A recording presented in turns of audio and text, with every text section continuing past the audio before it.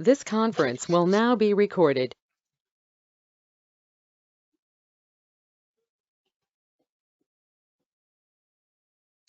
I have 7 p.m.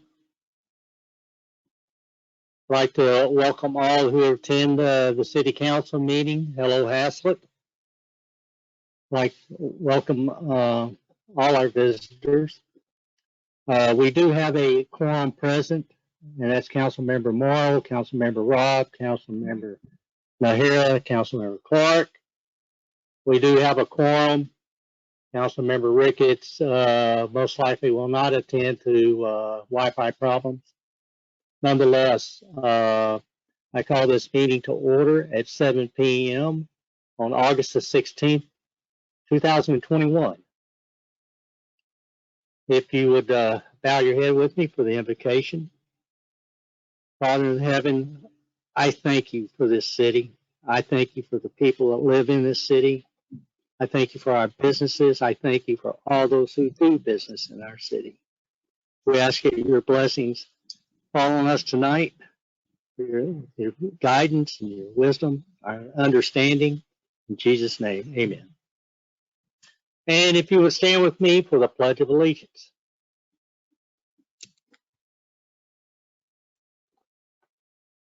I pledge allegiance to the flag of the United States of America and to the republic for which it stands, one nation, under God, indivisible, with liberty and justice for all.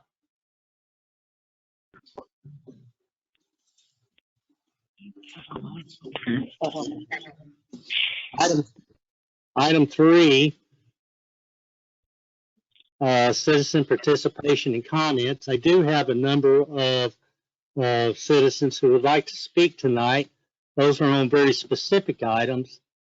And I do have a posting here for speaking on, I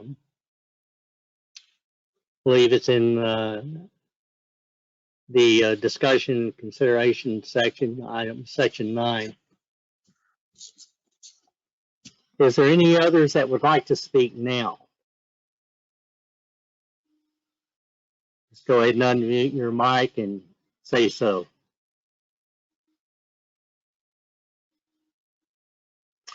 All right, with that, let's go to item 4. I do not see anybody that's raised their hand to speak on in item 3. Going to item 4. All boards and commission meetings shall be held remotely for the remainder of August. I have called for that with the surgence of our variant D and my attending the Tarrant County Health briefings as well as Denton County Health briefings. COVID-19 is marching through, and it is on a rise. So with regard to our meetings, and while the governor's emergency order is still in effect till 1st of September, I have called for all our meetings to be remote. I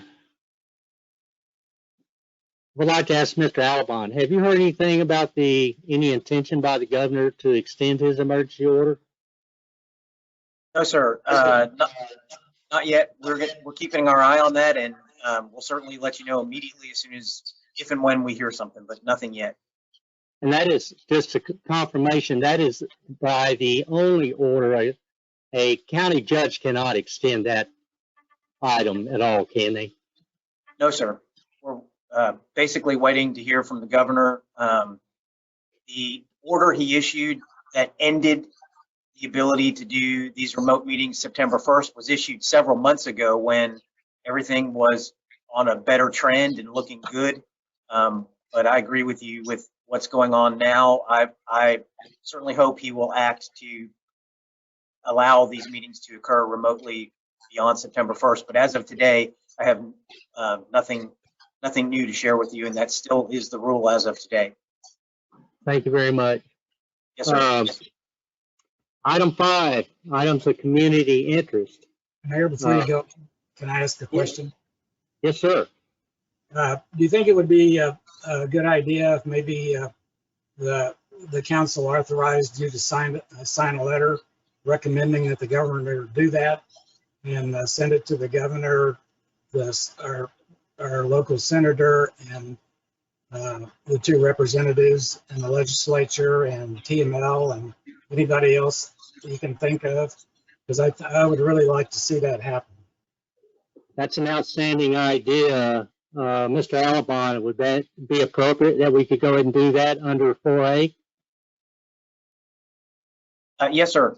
I think if that's the direction, I can help write that, or you can write it, or we'll get that done and see if that makes some headway. But certainly, I think that's a good idea.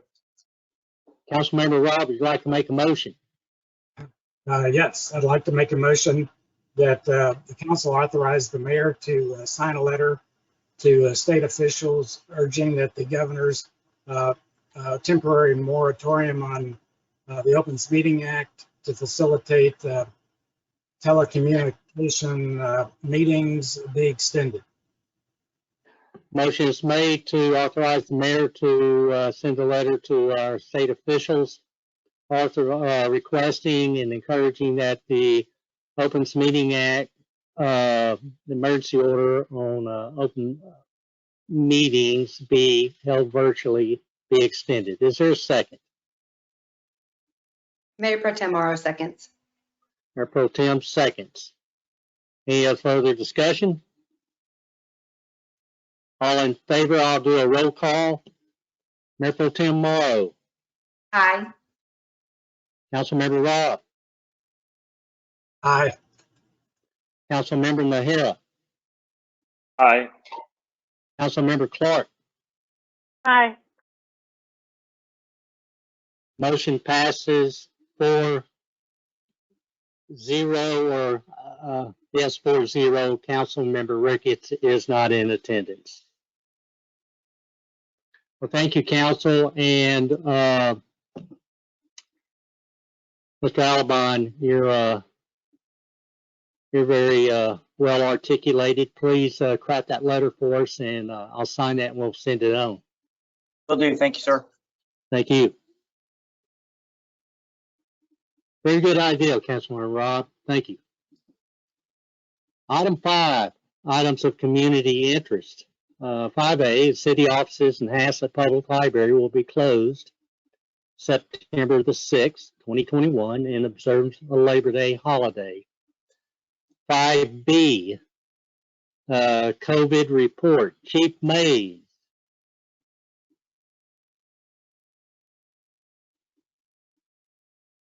Hello, Chief Mays.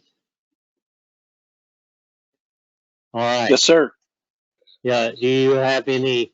Let me lead off, and then you follow up. Are you with able to any hear me? discussion you like? Can you hear us? All right, Chief.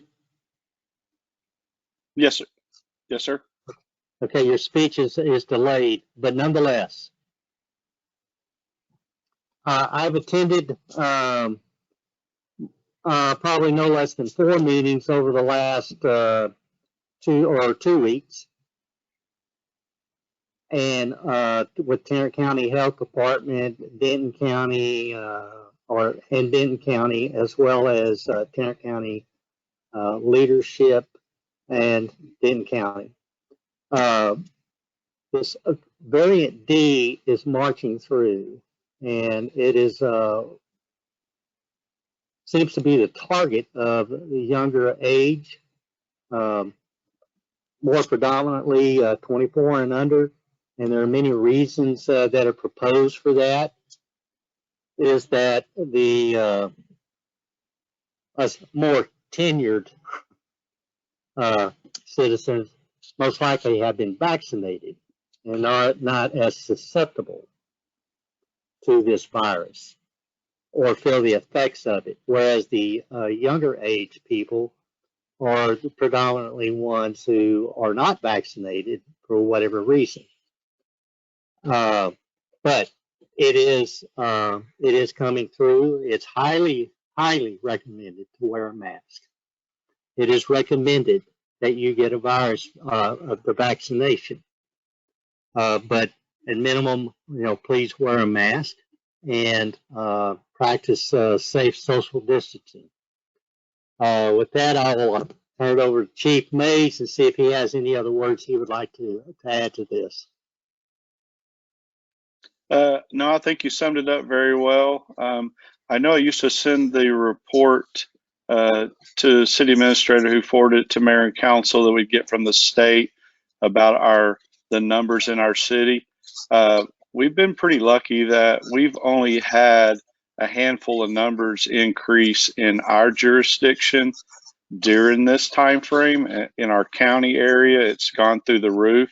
But I believe in the city, we're at 271 with 262 recovered and still only one death.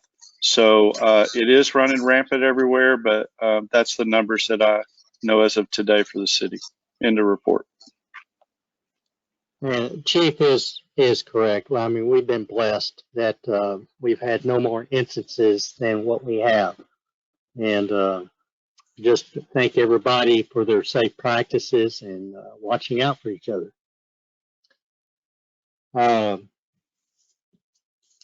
Then with that, unless there's anybody like to say anything on that, council, anybody there like to say anything about COVID-19? If not, we'll move on to item 6, which is our monthly reports. I would like to make note on the Tarrant County Sheriff's Office report, July 2021 report.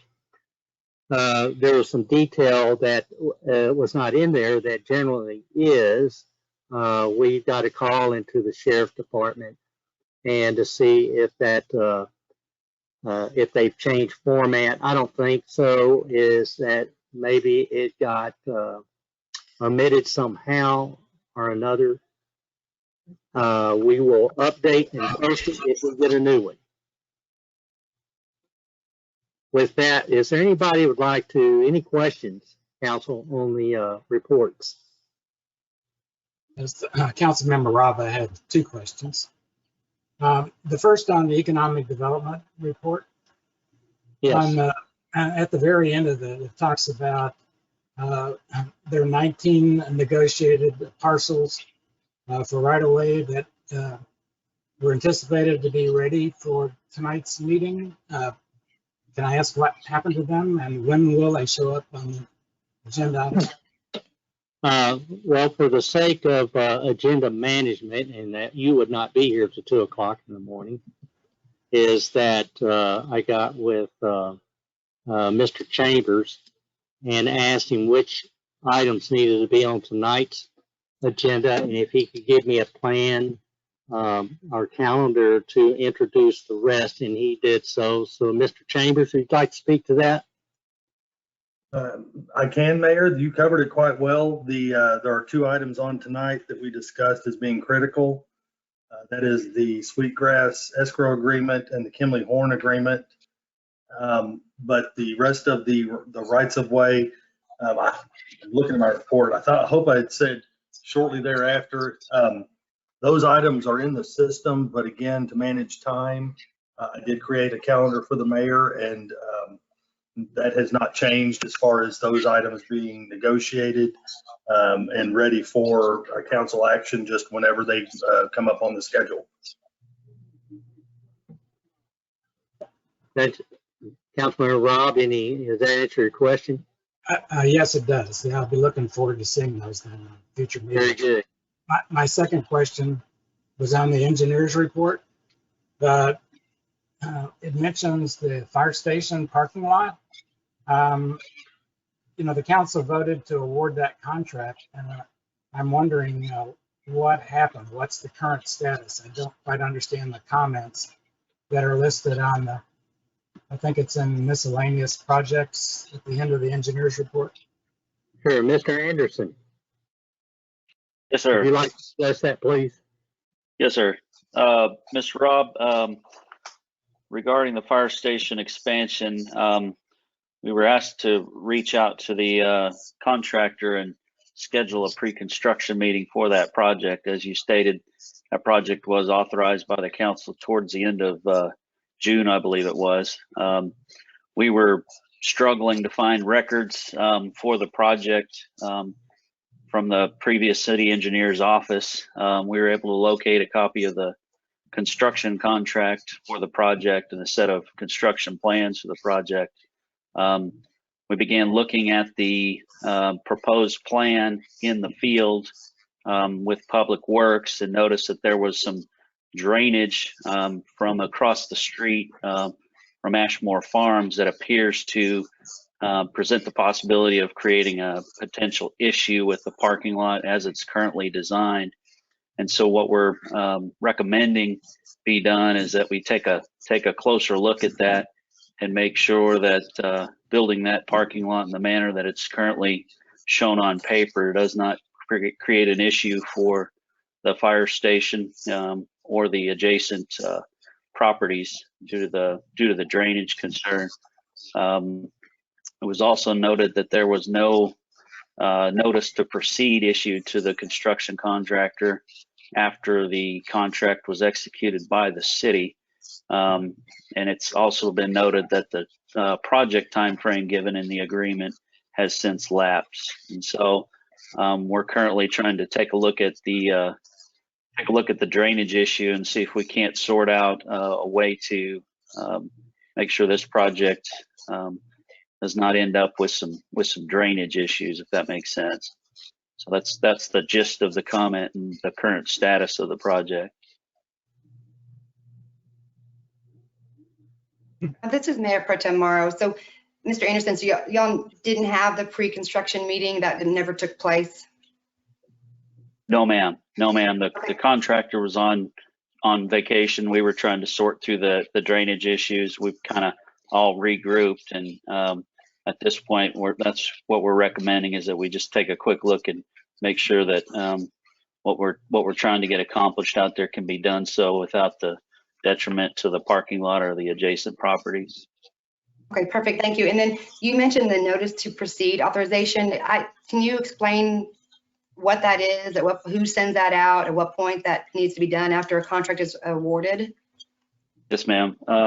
Normally in a construction contract, there's typically a provision in the contract that states that upon award of the contract, that an official notice to proceed with construction will be provided by the owner being the city in this case.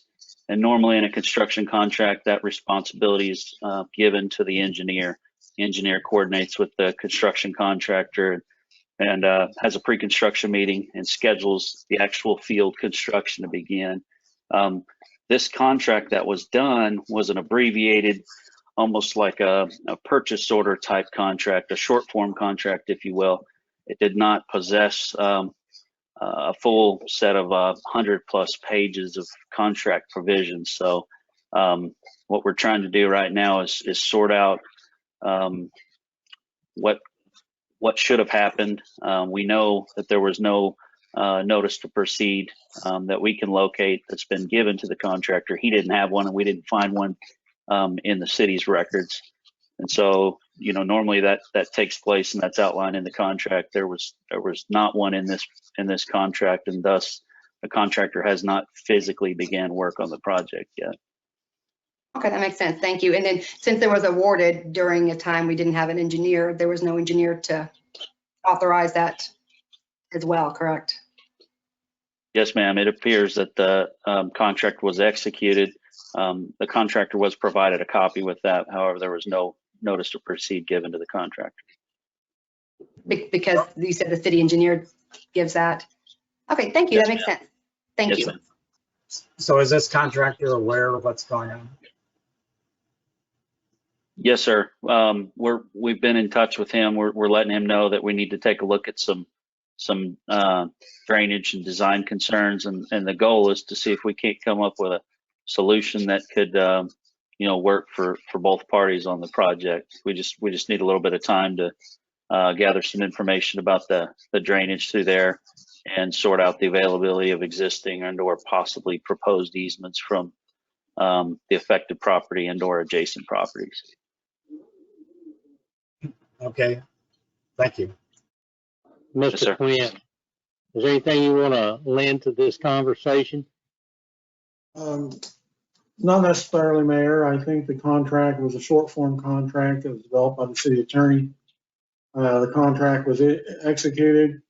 However, we had no one to provide the notice to proceed on the city side. We can request that the contract be delayed, which we're going to do, and hopefully come up with a solution regarding the drainage issue.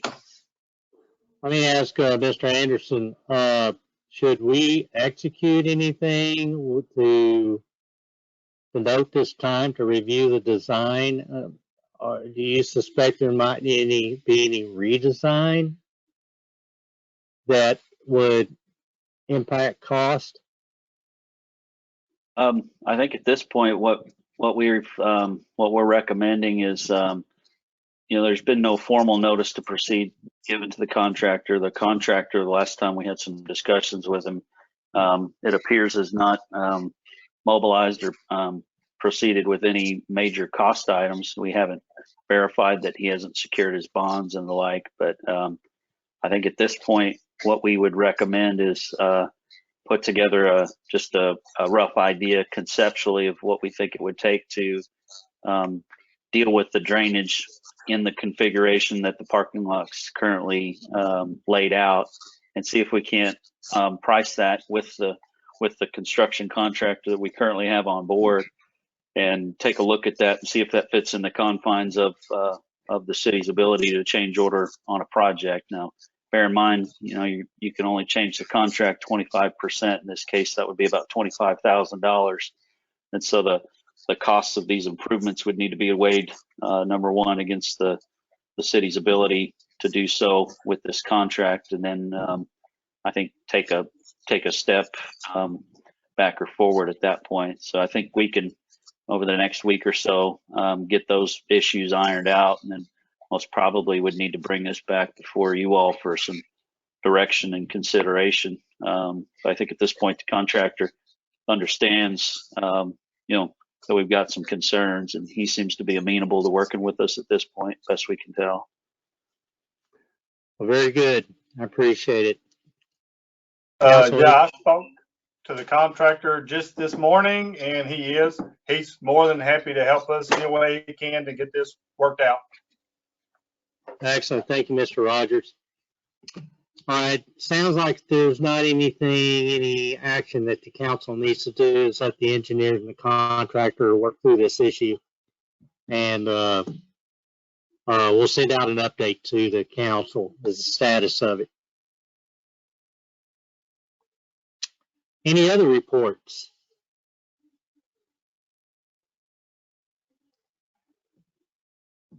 If not, then we can move to item 7. Staff reports to update on active items, projects, and event recaps. So looks like Mr. Rogers, you're on several of those, and Mr. Quinn.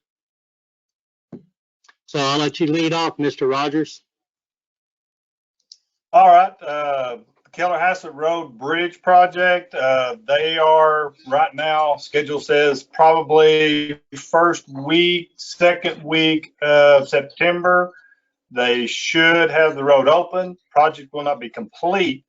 They will still have a lot of final grading, cleanup, some minor stuff to do, but the road would be passable. Probably part of the day, be one lane at a time as they're doing some of their work, but mornings, afternoons, it should be completely open, hopefully at that point. Thank you. Council, any questions on the bridge?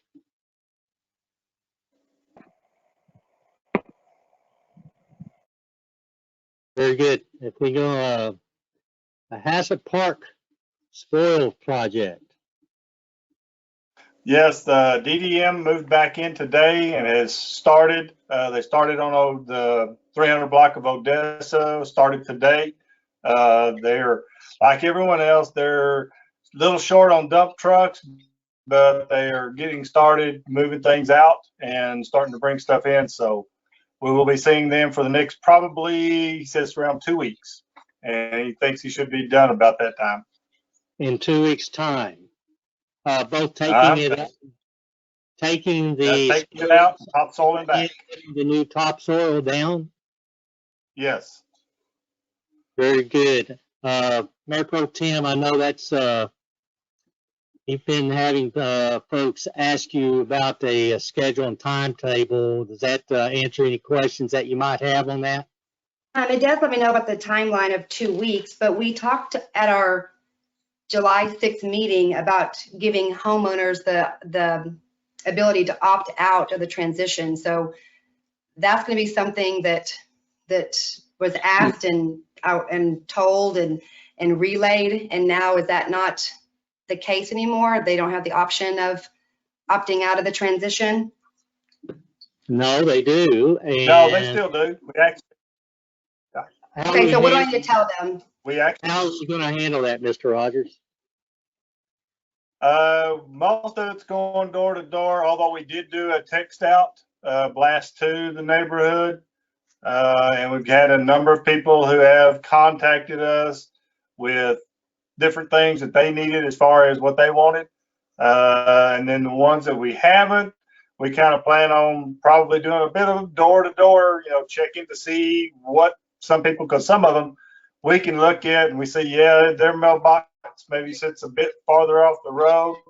They probably might want to keep part of the gravel. People who have a second side driveway, they may want to keep the gravel. So those especially are going to probably be knock on the door, find out for sure what it is they really want before we do anything on their property. So how can I So help it's going to be you, kind of, David? every one of them's going to kind of be a little of that. I would recommend anybody. Anytime you can blast anything out to your neighbors, let them know my email address with their wants, and I'll keep the tabs of them. Thank you, sir. And that does help me with the schedule, so I appreciate that. I'll pass that Anybody information that along. lives in Haslet Park, if you would just tell your neighbors and spread the word. Also, Mr. Quinn, if we could get this, get with David and get a message, put it up on our website. If we can opt out, methods to opt out, and Mr. Rogers' contact information. Is that best to contact you, David? Yeah, it's best to contact me, preferably by email. That way I've got it all written down so I know what's going on and by address, but any way they can is fine. Thank you.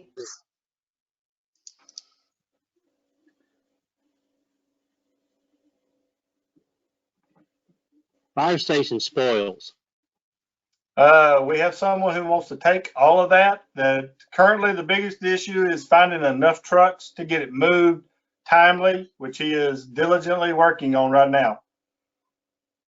Won't you describe that situation? Maybe not everyone is aware with the issue about trucks.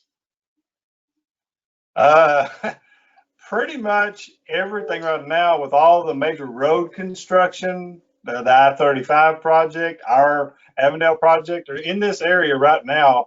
Getting dump trucks is difficult for everybody. Everybody's trucks are contracted out and are hauling to all the projects going on. So getting enough trucks at one time is a little bit difficult right at the moment. So we would face this issue whether we were to pay to have it removed or someone's taking it for free. Is that correct? Unless someone who had a lot of trucks, but even the companies who have some trucks of their own, they have so many projects, even allotting their own trucks to job sites has been difficult because they have just more needs than they have trucks. And they don't have enough drivers if they've got trucks. Okay. Anybody have any questions on the spoils behind the fire department? Not, Mr. Rogers, again, on 7D, give us an update on the equipment and purchases. We've already received the batwing mower. It is here. Matter of fact, they were here and did all the adjustments on it to make it fit our equipment, our tractor. so that it's ready to go. Now we're just shooting for a time to take it out and actually use it. We've been told our 2 riding lawnmowers are probably within the next couple of weeks, should be here. The other stuff, most of those things are 6 weeks out or more, just because getting things back up and manufacturing has been kind of slow. And hopefully this resurgence doesn't add more to what they already had to begin with and backup. That's what we hope. Mr. Quinn, you're up next. Item 7E, Planning Director update. Yes, sir, Mayor. We've been working with Bureau Veritas on an interim basis regarding plan review. When Wes Morrison left, there was a void that they're filling. Upon the last month or so, I've really realized that we've crested regarding housing development in the city. There's very little land left to be developed housing-wise, and I'm really recommending that we move away from the planning director position and go with a third-party contractor to do plan review and such for the city.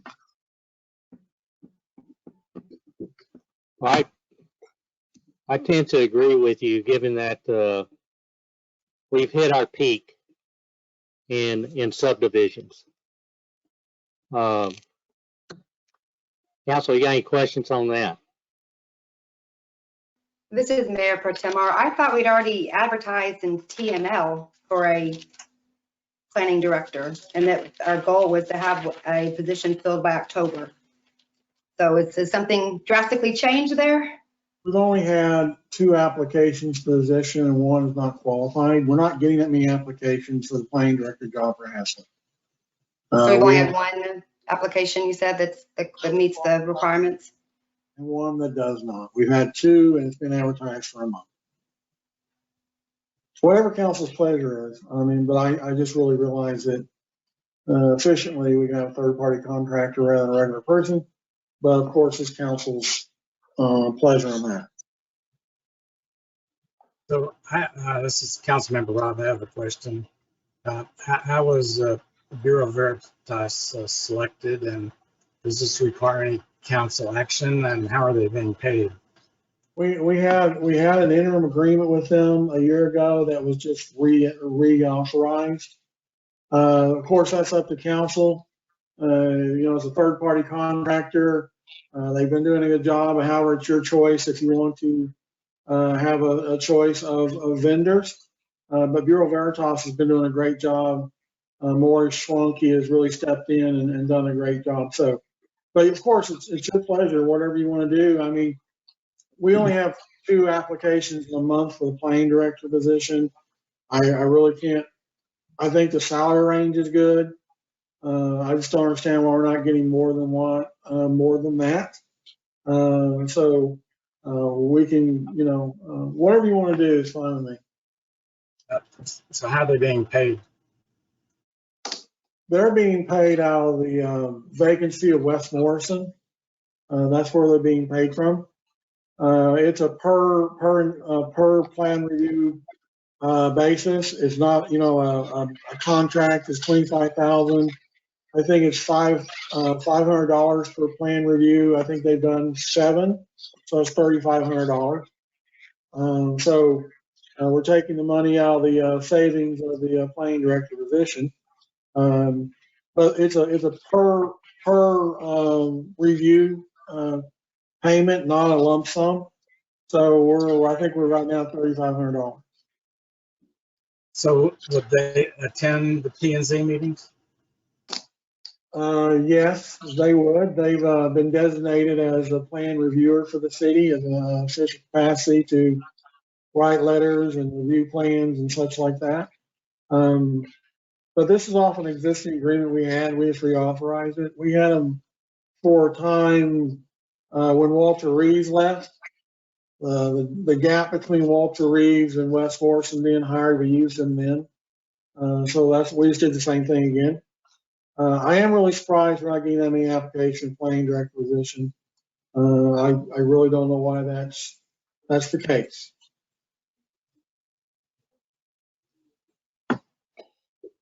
Have we advertised in other places other than TML, or are there other avenues in order to get it out there a little bit more? The Texas Planning Association, which is the profession, I know everyone has a profession they belong to, a group, and we advertised on that, which is probably the holy grail for planners, is the Texas Planning Association website. We placed an ad on there also.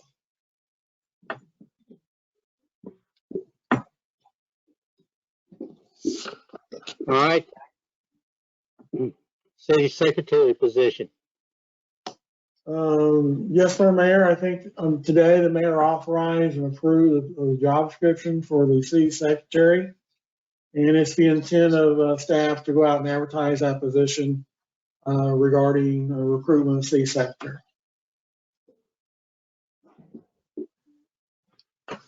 Could you send that job description out to the council, please? Yeah, I'd be happy to do that. This is Mayor Pro Tem. I had one more question about the planning director. And I'm not sure if Wes or Walter did this, do they assist or help with planning and zoning agendas as well as attend meetings, or is that something that this new person has done? Excuse me, Eric.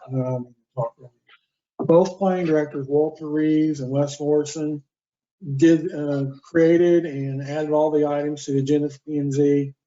They worked with the planning zoning chairman regarding the agenda and how it was ordered. So both those individuals, Walter and Wes, did the agendas for P&Z. I've asked Mr. Quinn to attend all P&Z meetings from henceforward. And he will assist in crafting those P&Z agenda items. We'll oversee it anyway. So the Bureau Veritas is not going to be attending the meetings. Is that what you're saying, Mayor? No, I'm saying I've asked Mr. Quinn to attend all the meetings as well. Oh, as well. Okay, in addition to. Okay. In addition to an representative from Bureau Veritas? Yes, ma'am. Okay, thank you. Any other questions on the reports? I have a question on the city secretary position. So, Mr. Quinn, you mentioned where we had advertised for the planning director. Can you mention where we will be advertising for the city secretary position? You're muted. Some people say that's a good thing. We're going to advertise on the City Secretary Texas Municipal Clerks Association website, which is, again, most of the people in Texas are members of that website. That's going to be posted there. Also posted in TML.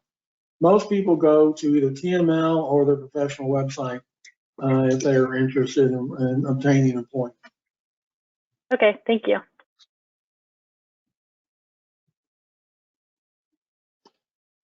Any other questions, council? All right. Item 8, consent agenda. We have minutes of City Council August 2nd, 2021, and City Council minutes August 9th, 2021. This is Mayor Pro Tem Morrow. I make a motion to approve the consent agenda items as presented. Very good. Motion is made to approve the consent agenda items as presented. Is there a second? This is Councilmember Clark. I'll second. Councilmember Clark seconds. I'll call for the vote. Roll call vote. Mayor Pro Tem Morrow. Aye. Councilmember Robb. Aye. Councilmember Nahira. Aye. Councilmember Clark. Aye. Motion passes 4-0. Councilmember Ricketts absent. Item 9 is public hearings, ordinances, and resolutions and action items. 9A, hold a public hearing on the proposed tax rate for the 2021-2022 fiscal year. First would be a staff presentation and then the public hearing. Marcy, I believe you'll be doing the presentation here.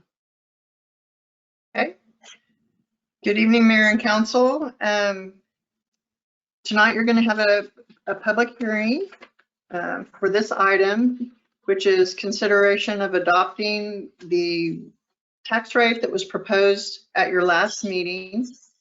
The total tax rate proposed is 0.283229 on each $100 of assessed value of taxable property.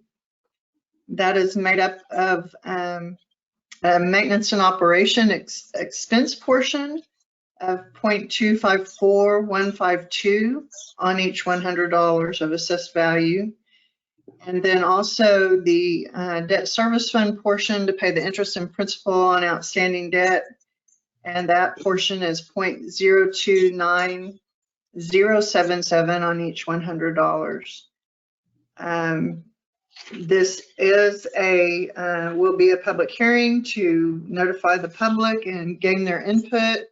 You are asking to increase their property taxes over last year's tax rate. This tax rate, after the hearing, the next item that you have on the agenda, 9B, is where you would deliberate and take into consideration the items presented in the public hearing and make your decision under item 9B. I want to make a comment. You look down there, and this, with regard to tax, is on item 9C, they have on there,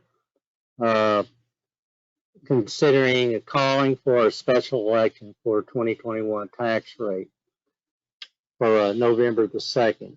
After we published this, we learned, our attorney informed us that state law will not allow us to hold a public or hold an election. We fall in this band of this category. Yes, we're over the 33.5% increase on the previous year's tax rate. But because we're a city with less than 30,000 in population, and because this tax rate is below our de minimis rate, which is, I don't know, 20 some odd % increase, I believe it is, Marcy. And because we are below the 8%, we cannot have an election, nor will citizens be able to have the capability to petition the council to have an election. Now, I don't want to make this disclaimer up on the front end, particularly when we go into this public hearing, that for all the citizens out there listening, is that you're aware of this. We will not be able to, so 9C will be scratched because it's just not evidently lawful. Any questions on my little disclaimer there? If not, we can go back to 9A, but I wanted to point that out before the public hearing. So I'm sorry to interrupt you, Marcy. Please proceed if you had anything else. I didn't have anything else, Mayor, unless there were any questions. If not, we could go ahead and hold the hearing. Council, do you have any questions before we hold this public hearing? Okay, I see none. Item 9A2, public hearing. I will now open the public hearing at 7:44 p.m. Is anyone like to speak on this topic of the proposed tax rate for 2021-2022 fiscal year? Mayor, may I ask a question? You may ask a question. Thank you. This is Patricia Hilborn, 2207 Virginia Lane, and this is for Mrs. Lamb. So on your executive memo, you say that this is effectively a 4.88% increase in the tax rate.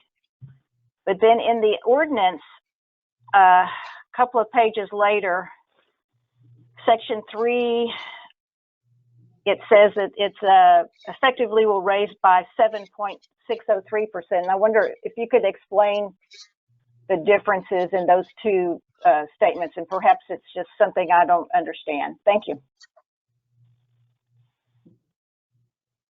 Yes, ma'am. The 4% increase that's mentioned is a percentage increase over the tax rate, that is the no new revenue rate, the total tax rate. The 7% is the increase over the no new revenue M&O rate. And I know that it is confusing, but there is a spreadsheet that I've been presenting that shows the 7.603 increase being over the M&O rate. The difference is just that the different language required in the notices and the motions and in the ordinance don't always necessarily jive with one another. But they're all correct. They're just not comparing apples to oranges, if that makes sense. Thank you, it does. Anybody else have a question or would like to make a comment here in the public hearing? All right, I see nobody, and I hear no one, so I will close the public hearing.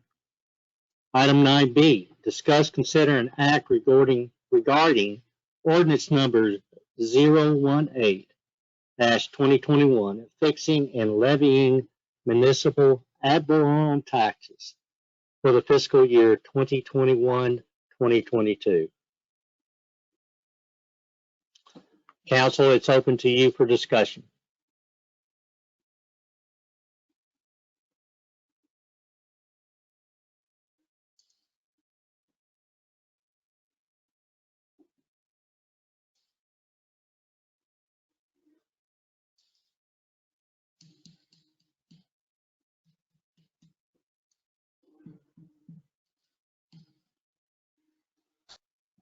This is Mayor Pro Tem Morrow. I have personally nothing to add. So when we make the motion, it needs to be read directly in the verbiage that's on the executive summary. Is that correct? Mayor Pro Tem, this is Rob. Mayor, may I address that? Please, go ahead. Yes, that's correct, Mayor Pro Tem. The statute requires that the council make motion using the exact statutory language, which is in your executive summary. And I would add to that, at the end of that motion, if you would also move to approve the ordinance itself. That's not part of that language, but we also need to approve the ordinance. If you could roll those two things together, that'd be great.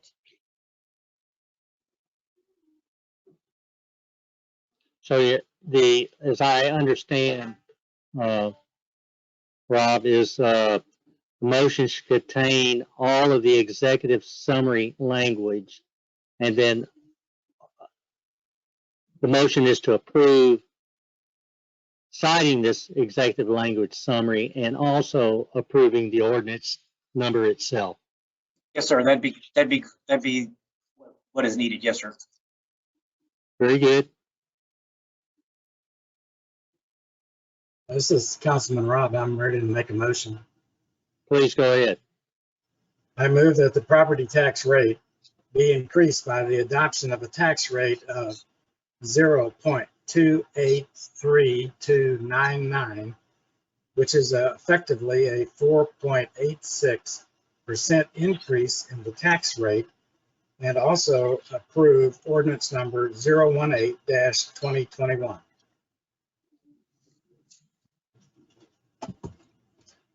The motion is made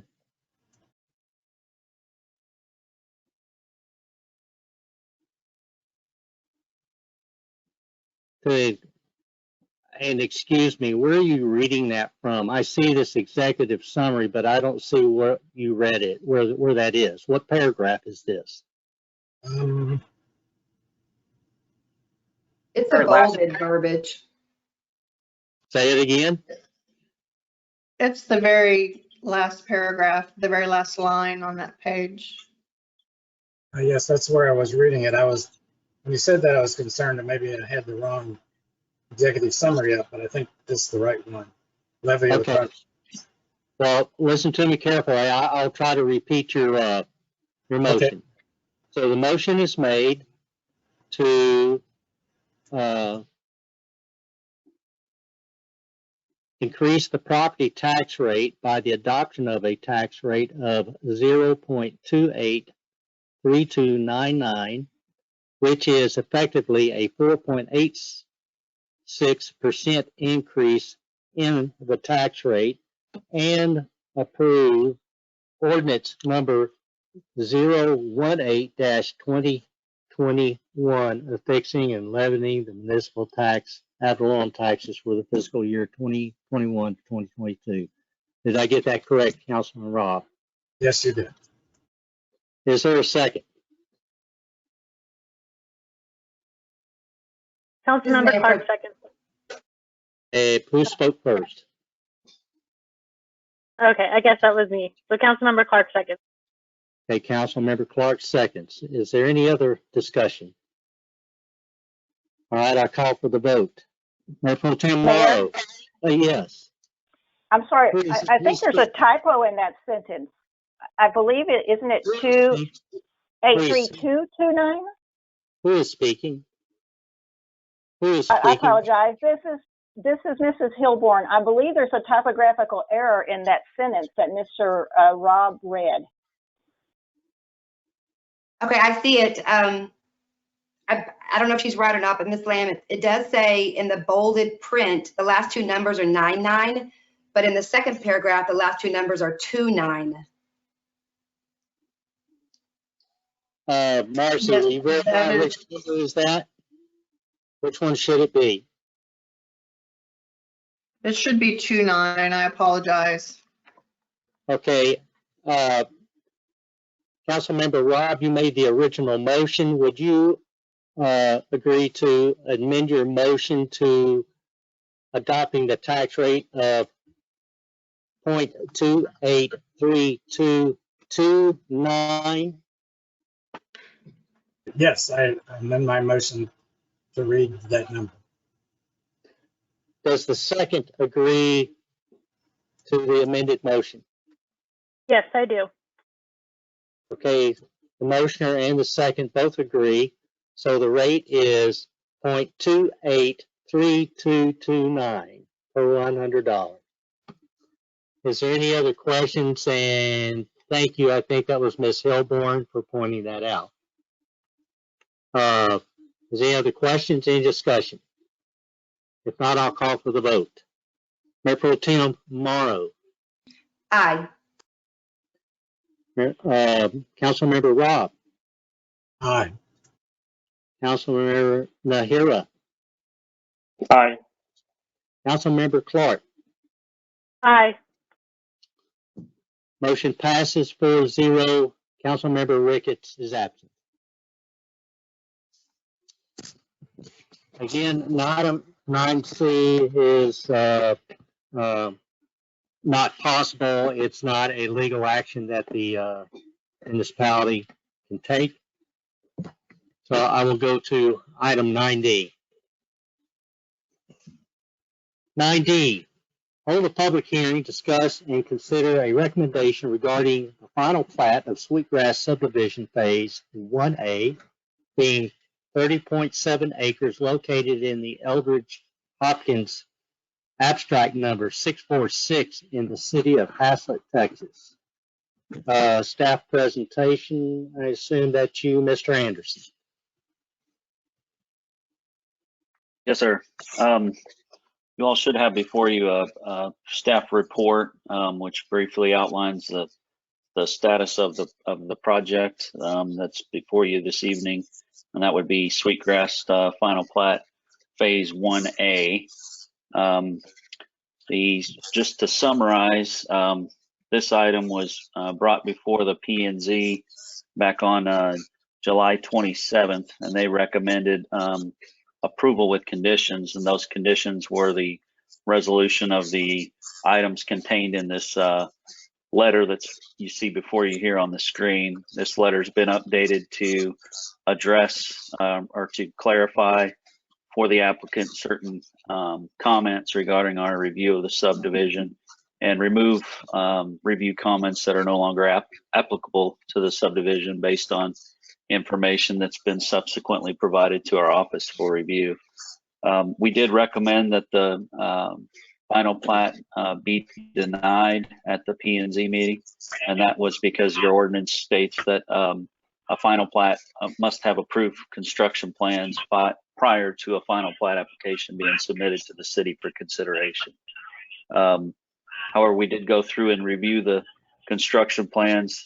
We've got basically 10, 11 pages of comments associated with those plans, and we've had a meeting week before last with the applicant, his engineer, to walk through each and every one of these comments. And we have received caller number 8. Caller number 8. You have your mic on. Please mute your mic. In fact, all callers, please mute your mic.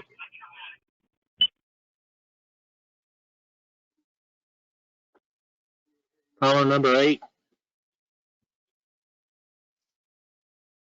All right. Just if you're in the audience, please be conscious to your microphones and what's going on in the background. All of us can hear it. I'm sorry to interrupt. Mr. Anderson, please proceed. Yes, sir. And so, like I said, we had a follow-up sit down with the applicant and the engineer. We did receive updated civil construction plans in our office on Thursday. However, we've already provided this letter for the packet. We have not had an opportunity to review the construction plans that were provided to us. And so our letter basically outlines the major issues and items contained in the plans based on our review. And so we're prepared to work through those with the applicant beginning probably tomorrow, I guess. I did want to point out, one of the major things that we did not have time to resolve prior to the P&Z meeting was the item general construction plan comment number 1, and that's a comment relating to the downstream capacity of the offsite sanitary sewer, the Buffalo Creek sewer, that this particular development was tying into. The comment states that there was inadequate capacity downstream to handle the development, and what we've been able to do since our initial review of the plans in mid-July was sit down and, with the help of the applicant, develop an analysis, a downstream analysis of the existing system, and utilizing information based on approved final plats and total lots contained in preliminary plats for the basin, get a feel for their development as it relates to the total flows into that sewer line in the basin. We've also analyzed the ultimate basin and the ultimate conditions. And so what you have attached to the letter is basically 4 spreadsheets along with an aerial exhibit showing the line. And the long and short of it, we were able to, the applicant's asking for approval of phase 1A with this particular item. Phase 1A consists of, let's see here, I don't want to get this wrong here, 94 single family lots. So when you look at Exhibit B in your packet and you go to the total flow based on currently approved final plats within the basin, you're looking at a peak flow of approximately 535 gallons per minute. The line that's currently constructed in the basin right now has the capacity to handle approximately 736 gallons per minute. Okay, so what we were able to determine was that, and this is stated in our letter under item 1A, you see we've indented over, is that the line does appear to have capacity suitable for phase 1A, or the addition of 94 lots to the downstream line. Now, what we're recommending is that the existing development agreement with the applicant, Mr. Pedigo, be amended to incorporate appropriate trigger points for the city to initiate the downstream capacity improvements necessary to support the approved preliminary plats that feed into the subdivision. So you remember, preliminary plat includes all the lots on the lands that the applicant or the developer is proposing to develop. In this case, it would be 494 lots for Sweetgrass. And then they come back in, and based on their phasing or other various factors, they final plat out certain phases. In this case, for 1A, 94 lots. So in a sense, when the city approves the preliminary plat, that's normally the time that these capacity determinations are made. That's the purpose of the preliminary plat. We did not find any record of that being done with this development. The city had no record of it. The developer had no record of it. There was no indication those discussions were held and memorialized in the development agreement.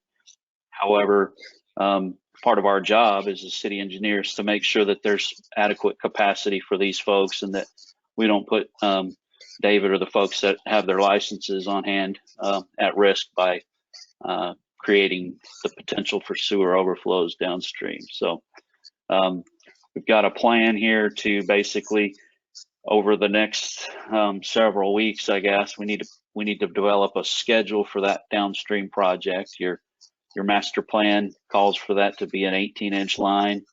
We need to analyze that and see if that's the best approach to take, or if there's another approach that could be done to increase those downstream capacities. Put together a little schedule, and then work that in accordance with Exhibit D, which is provided by Mr. Pedigo and his team, which shows the build-out schedule, or the lot takedown schedule, if you will, for the final plats that are approved in the basin: Sweetgrass, Regal Ridge, and Watercress. Now we've got some other developments that feed into that line that are in various stages of being planned currently. And so, I think it would behoove us to take a step back. Let's figure out ultimately who's going to be getting into this line, and do our best to develop a schedule and a plan to get those downstream improvements done. With the Haslet Parkway project, there's sewer being run in conjunction with the road, and at the location where the bulk of the drainage comes from Sweetgrass, that's a proposed tie-in from a east-west 8-inch sewer line that's being put in with that roadway. So need a little bit more time to analyze the basin and the timing of the development within the basin. But at this point, we feel confident that the existing facilities have adequate capacity to serve phase 1A. And so what we're recommending, if the council is inclined to approve the plat, that they do so with the condition that the construction plans be resubmitted, which they have been reviewed by our office and signed off on prior to this project going towards or advancing into construction. They're currently grading on the project right now.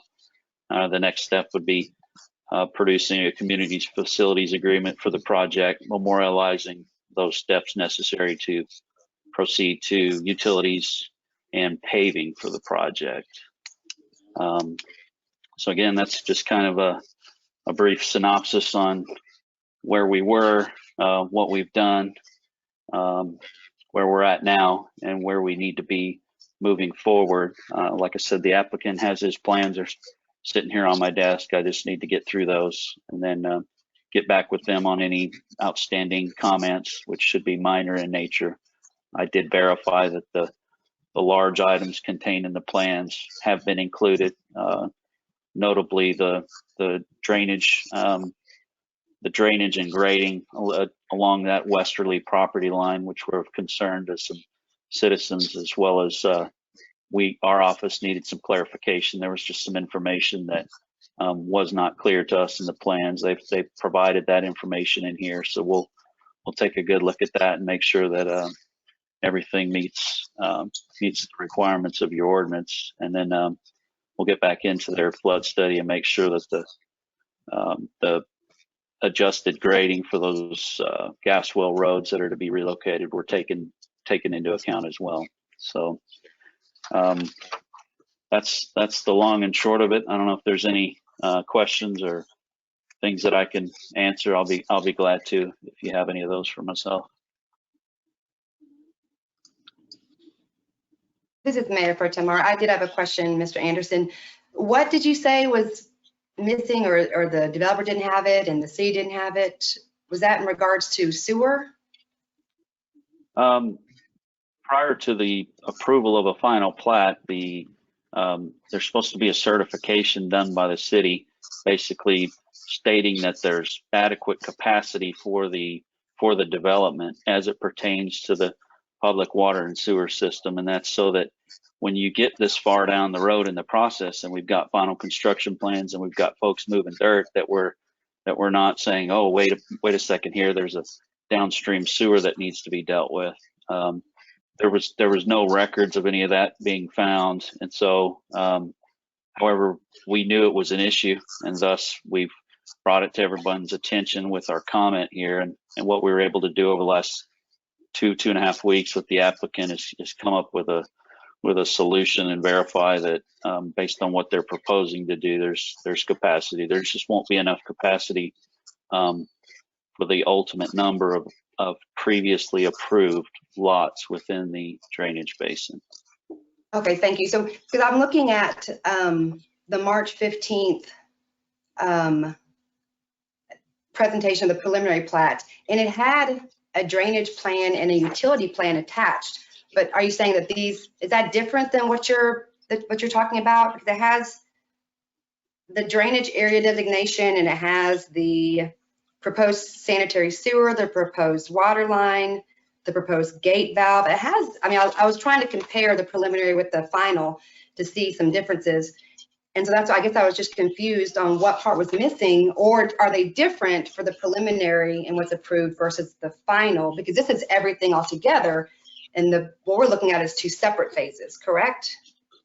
Well, everything that we're considering right now, or that you're considering right now, is contained in that document that you're referring to from March. Now, bear in mind, that's for that 290 some odd acres or whatever the development track is. Our concern and the comment is related to the downstream capacity. So in other words, offside of the development, as the 10-inch line begins to flatten out as it approaches Westport Parkway and Intermodal, there's stretches of that line that do not have capacity. Now, your ordinance requires, and all ordinances require, that the applicant submit a preliminary plat for the entire property that they intend to subdivide. Okay, and they did that, and that was reviewed, and that was determined to be sufficient based on what they were proposing. The city engineer's role is to look at that and then figure out how that fits into the rest of the world, so to speak. So you plug that in and you say, okay, by plugging this in here, what happens downstream, or what needs to be done? Or if you generate this traffic here, what needs to be done to these intersections that are actually off-site from the preliminary plat? If that makes sense. It does, thank you. I have a question. So the constructive plan was never reviewed by the city engineer because we don't have a city engineer, is that correct? No, sir. The plan we're plans were reviewed by the city engineer back in March. What we were unable to locate was the downstream sewer capacity or the offsite infrastructure or the necessary engineering data and analysis that showed that the downstream sewer line had adequate capacity. So we had asked for that when we gave you all a proposal to review this plan. That information wasn't provided. We asked the applicant, we searched the website. That was never located. And so it was ultimately decided that we go ahead and bring that to everyone's attention because it is an issue. And, you know, the city as well as the applicant need to know that there is an issue in that line. And so our goal was to try to find a way to move past that and come up with a plan so that they can continue with their development and the city can be aware of the downstream improvements that need to be done with collected impact fees from this development as well as others in the city. Okay, just one other question I've got in my notes. You said there was 494 lots in the line that I believe you said 535 gallons per minute. So is this not enough to cover this many lots? Yes, sir. The ultimate, let's see here, the ultimate number of lots that line needs capacity for right now. So based on the preliminary plats, which would be that 494 lot or that 494 lot number you just referred to. So basically there's 920 lots that have been approved by the city for this basin. Now, keep in mind that that existing line serves a new industrial building located at Intermodal and Transport, as well as approximately 104 lots from Haslet Park. So when you add all those flows based on what's been approved and what's existing, the peak flow, okay, because we have to account for the peaks, which basically take into account I and then just the various usage that's generated by normal household and industrial type uses. We're coming up with a peak flow of 878 gallons per minute. Well, the line is rated for 736 gallons per minute. And so we know that just based on what you've approved right now, we've got a capacity issue. But we also know that basin is bigger, right? And there's lines that are being put in with the roadway project going through there. And so our job is to try to figure out, okay, we know we've got 750 gallons per minute capacity, and we know that ultimately when everything's built out and you're all grown up and there's no more land that can be developed, you need 1,500 gallons per minute. Well, then that would mean you would need another 10-inch line to run parallel to that one, or an 18-inch line, or a 15-inch line at a steeper slope. And so we weren't able to get that figured out before tonight's meeting, and it's going to take a little bit of time because there's a lot of moving parts and a lot of players. And so we're just basically stating that at some point that line will have to be improved, but it does not have to be improved, or the capacity does not have to be increased to handle what's before you this evening on this item. But for future use, obviously it's going to have to be bigger. And if this is only rated for 494 lots and there's 920 approved already, this will not be sufficient, correct? Well, it's in the future when they build all these lots and all these houses. Well, and that's a timing thing. So, you know, what's going to come first? Is it going to be phase 2 of this, or is it going to be, you know, the next phase of Watercress, or is it going to be something that isn't even perceived right now or conceived? You know, we don't know. We just know what's available right now, and we have an idea of what can physically drain to that point. Then we have to make some assumptions, right? Just like when the line has to be sized to handle a certain load based on land use and the like. So right now there's capacity to handle, you know, roughly 740, 750 lots, and there's 920 that have been approved. Okay. Let me clarify something. So for the council tonight is 1A, which is 94 lots. Is that correct? That is correct. And that has a total demand, sewer demand of 535 gallons per minute. Is that correct? Well, no, sir. This particular phase, the estimated peak flow for this development or this phase of the development would be 78 gallons per minute. So 78. 94 lots, yes, sir. 94 lots would generate approximately 78 gallons per minute peak flow.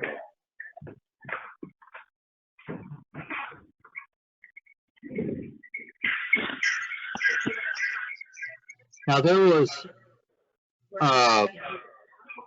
mentioned that the peak flow is 1,500 gallons per minute. Is that correct? Caller number 8. If you would silence, if you would mute your microphone, please.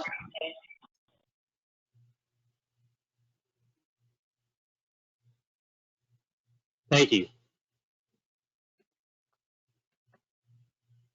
Yes, sir.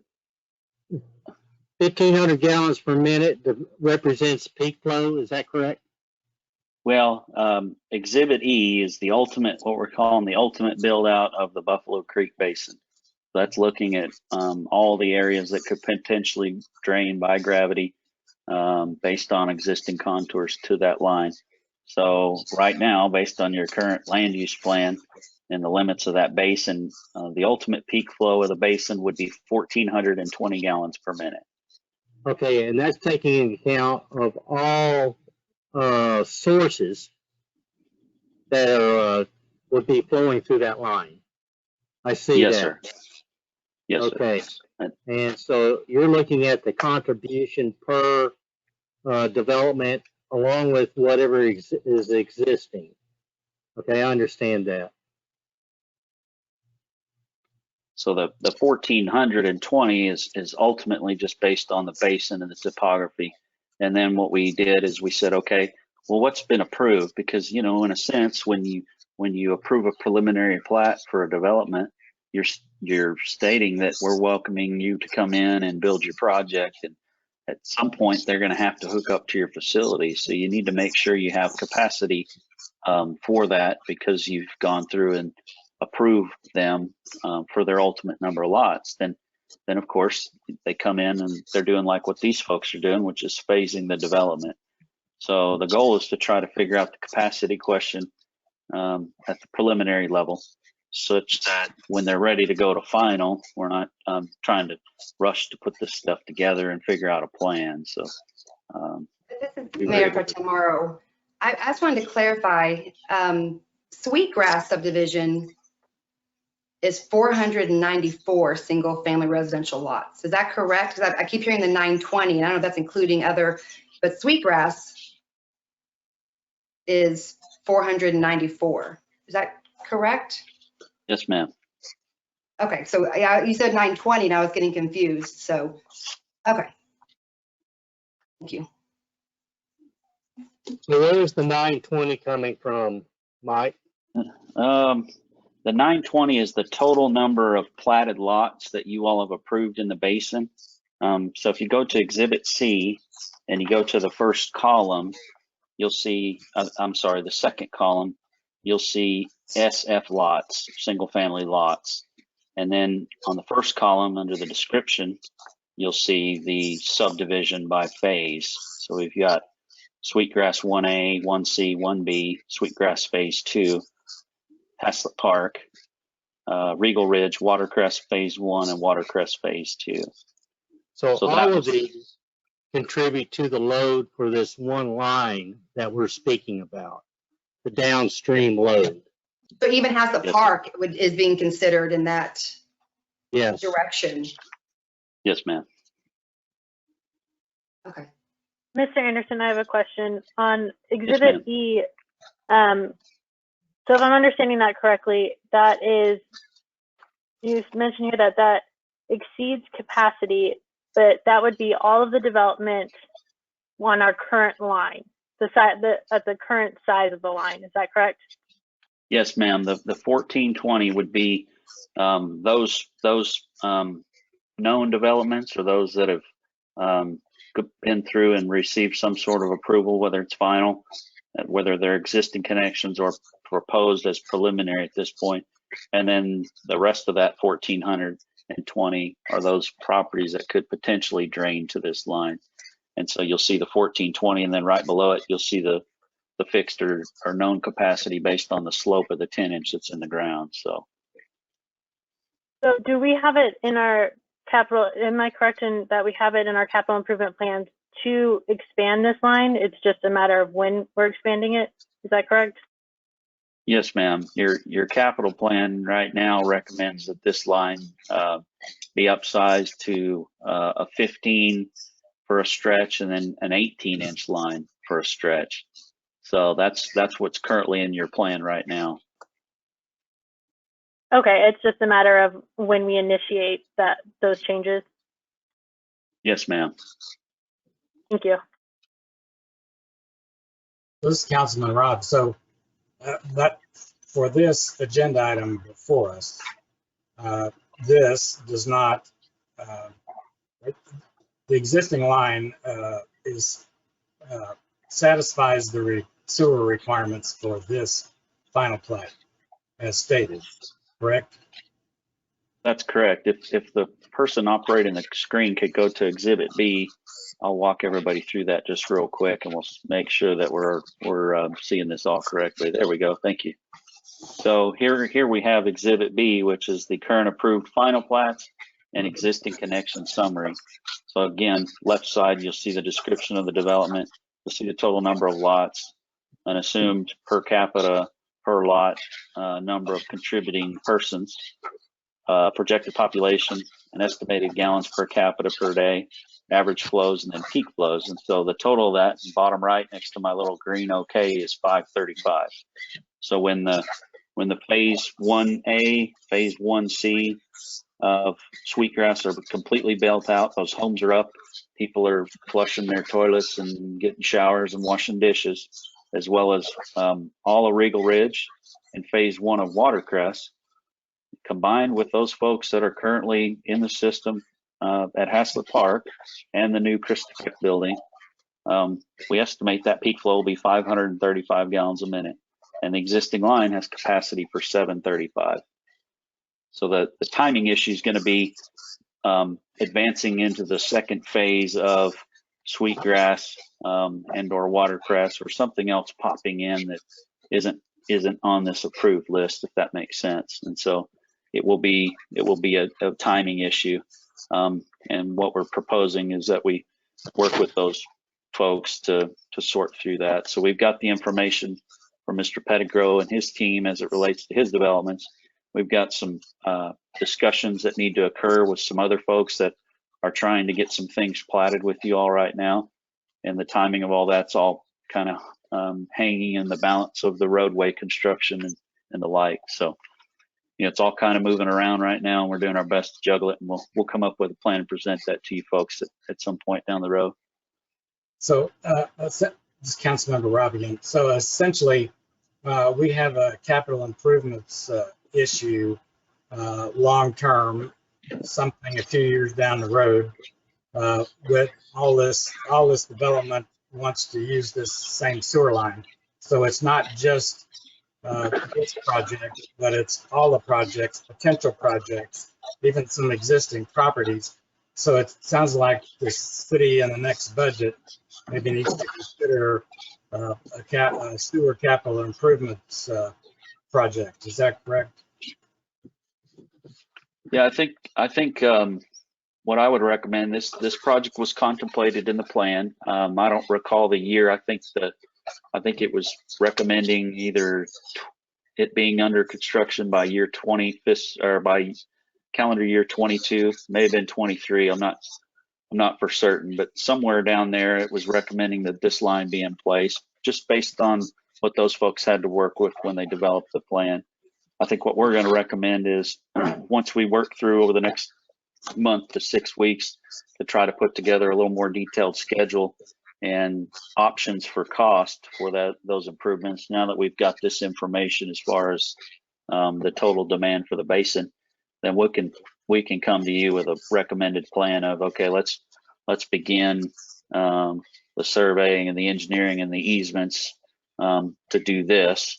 But we kind of need to know, come up with our options as far as what the capacity improvements are, get some direction from you all, and then we can put together a detailed plan that could be worked into your budgeting for capital improvements. But it's all impact fee eligible. You guys are collecting impact fees from your system.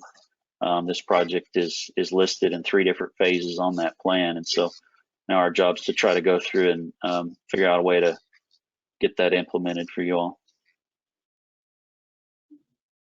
So, Mr. Anderson, is there any other issues that you see that need to be completed or satisfactorily explained before the city can approve this project, this final plat?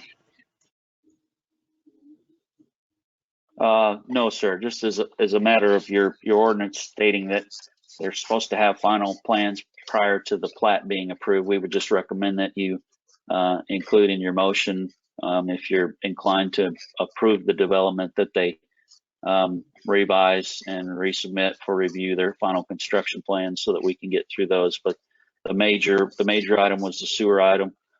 We've got that. I hope everyone understands what we've been able to put together on that. It's kind of been a mad scramble, but we've got a good plan that everybody feels good about. So other than that, I think at this point, everything looks good. They did go through, I was able to get through the actual final plat document, which is again just a single sheet of paper with easements and calls and wording on it. Those items have all been resolved. So the actual final plat is ready to go. They just need to get their construction plans cleaned up. Mike, I had a question with regard to, you said everybody feels good about it. That includes the developer, their engineering as well? Yes, sir. We left them. We had I think the meeting started at 10 and we finally left at 3:30, and it was a long meeting, but everybody came out, handshakes and a good feeling on how we're to move forward. The developer might be on the call and he might be able to speak to his current feelings on us or the project. Mr. Pettigo, are you available for any comment? Mr. Pettigo, you there?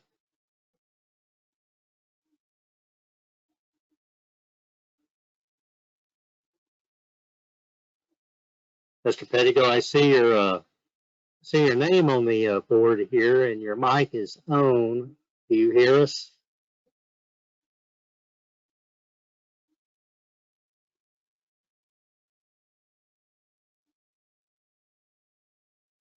Well, I do see Mr. Pettigo's name, and I see his mic is on. It just turned off. Mr. Pettigo, can you hear us? I think Mr. Pettigo's having some technical difficulty.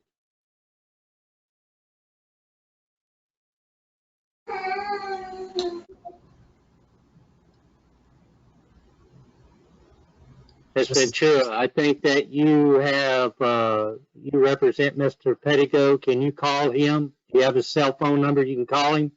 Yes, sir. I will call him right now. My understanding, however, is that he has been working with your engineer, and we are eager to have the plat approved, even though the resubmittal that Mr. Pettigo has made hasn't been finally reviewed. We do believe it's in compliance with all applicable regulations. Thank you. If you'd be so kind to give him a call, tell him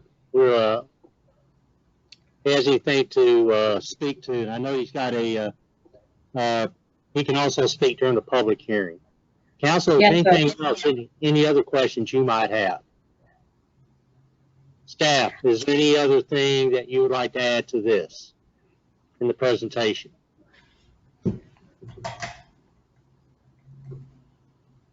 All right, if not, let's go to number 2 under 9D, the public hearing. I open the public hearing on this matter at 8:29 p.m. I do have several folks that would like to speak to this. One is Mr. Pettigo, but we're trying to get a hold of him. We also have Misty Ventura. Misty, would you like to speak now, or you want a few minutes? There's several other people that'd like to speak. Give you time to get hold of Mr. Pettigo. Yes, sir. I'll try to reach Mr. Pettigo while others go, and then you can circle back to me. Thank you. Will do. Okay, Mr. Pat Ritchie, are you on the line, sir? Yes, sir. I'm here. Can you hear me? Yes. Okay. First of all, thank you, council, for your hard work. And as a person who's had COVID-19 and spent a week in the hospital with it, I applaud you for taking action to protect each other and your citizens. So on to what I'd like to speak to tonight is I'd like to speak in favor of the 9D and 9E final plat for the Sweetgrass development. Mr. Ritchie, this is specific to 9D, and Okay. 9E, you'll get that same opportunity. Okay, well, I was just going to speak once, but I'll speak later too.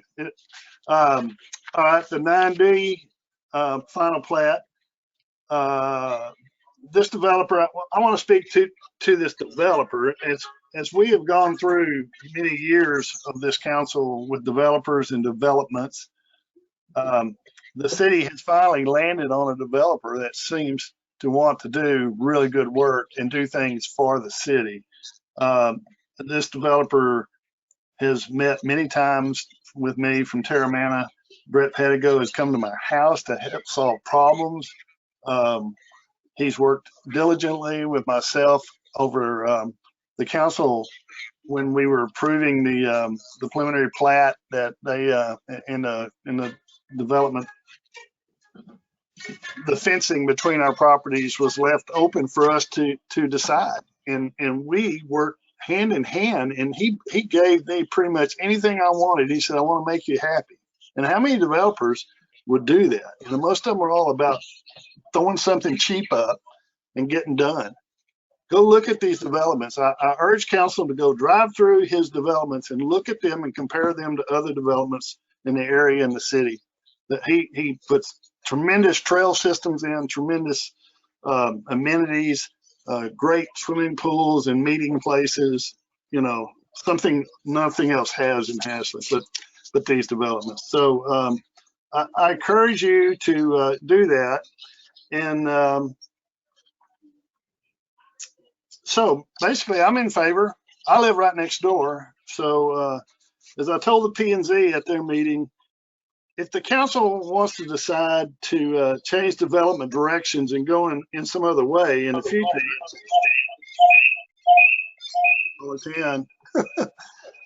that's fine, you know, with me. But let's not do it in the middle of a platting that for somebody that's done such good work.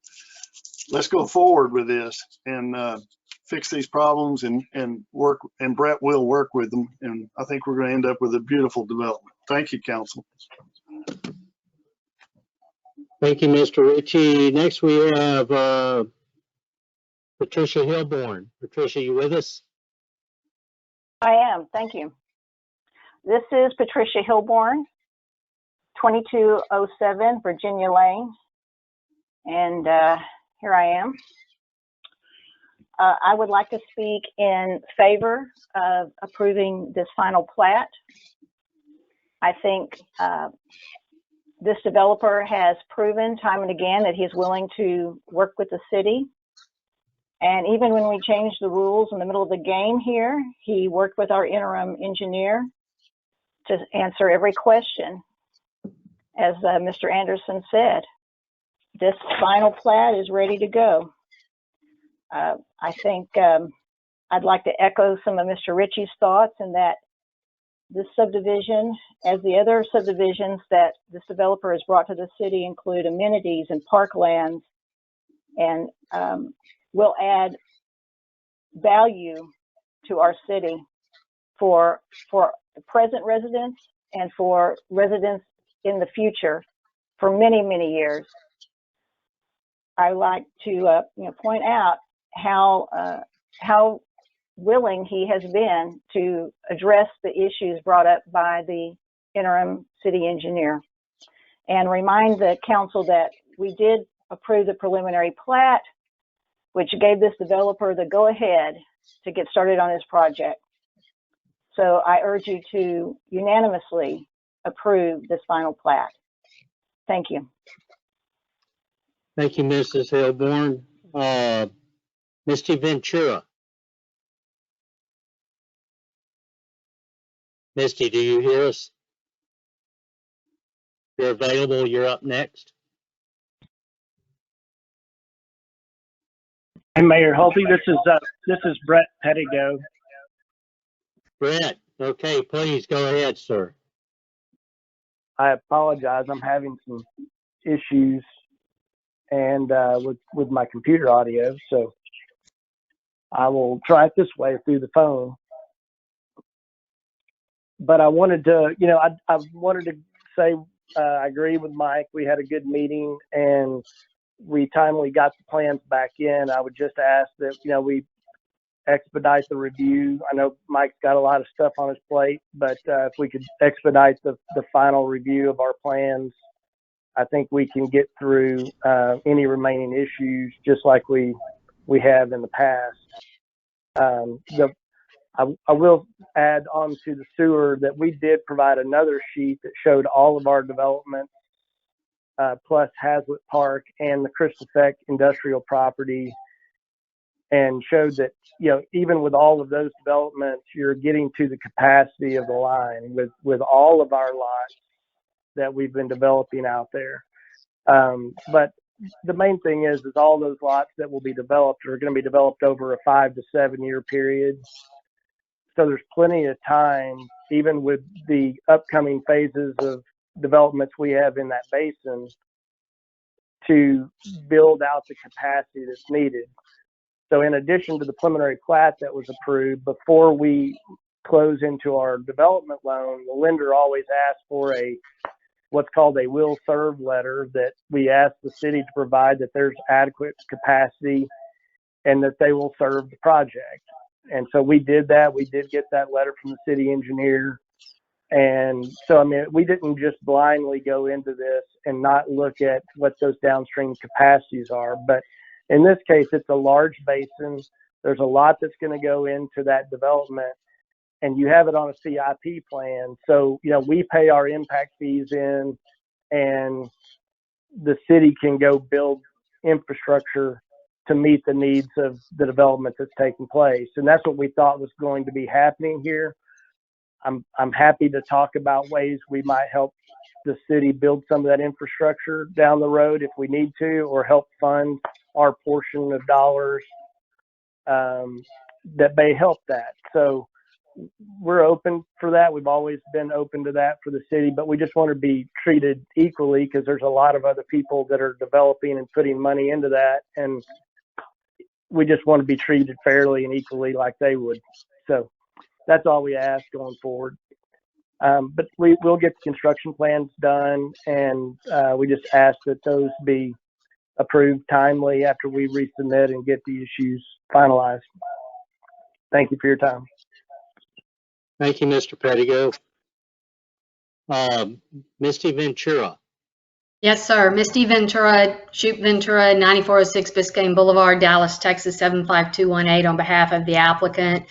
As council has heard, this final plat is consistent with the previously approved preliminary plat, consistent with Haslet's subdivision regulations applicable to this project. There are adequate public facilities, and we would respectfully request you approve this final plat. Thank you, Ms. Ventura. Thank you. All right. I believe that's all that I have. I know that is. That's no, I have Mr. Mike Rhodes. Mr. Rhodes, are you with us? Yes, I am. Mayor Halsey and council members, I appreciate the opportunity to make public comments. First of all, there were references made about this was previously approved and the alluding that there has been a change in the game. I sincerely appreciate the thoroughness of the engineer's report as we've gone through various discussions this evening. I've talked to Mr. Harrell, I've talked to Mr. Pettigo through the years, you know, about their development. I've seen the quality of work that they do, and they do a quality project. I would recommend approval, but subject to the requirements, and so that they are compliant with city and state ordinances. There's no doubt in my mind that they want to build a good subdivision that's beneficial for them and our community. But what I am continued to be amazed at is that there is constantly engineering issues that pop up, whether it's from the parking, fire station, Brentwood Estates, roads that are done without rebar, even to the approval of the ETJ Alamo fireworks stand. And if you drive by and look at that, that's a disaster and a safety mess. You know, they've got 12 do not parking emergency parking lanes and that doesn't pertain to this, but I commend the engineer for the thoroughness, having them at our availability to to review and to guide us through development. And so I appreciate the efforts of all of you. You know, we all want what's best for our community, each and every one of us that are on this call. And that's why we moved here. That's why we live here. And we appreciate each of your efforts. Thank you, Mr. Rhodes. Are there any others that'd like to speak on this item 9D, in the public hearing? All right, I see none. I will close the public hearing at 8:41 p.m. Item 3 and 9D is discussion. Council, it's yours.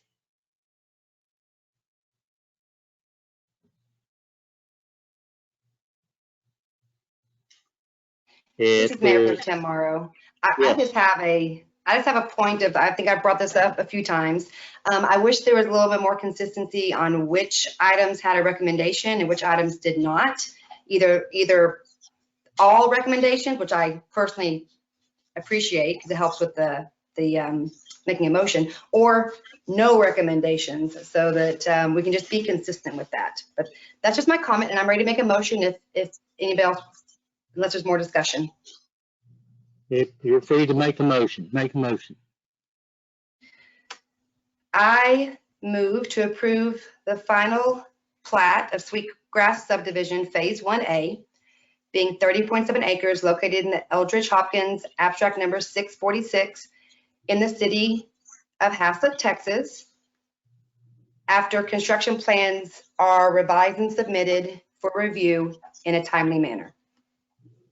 Let me ask and clarify. So you're making the motion to approve after the construction plans are submitted.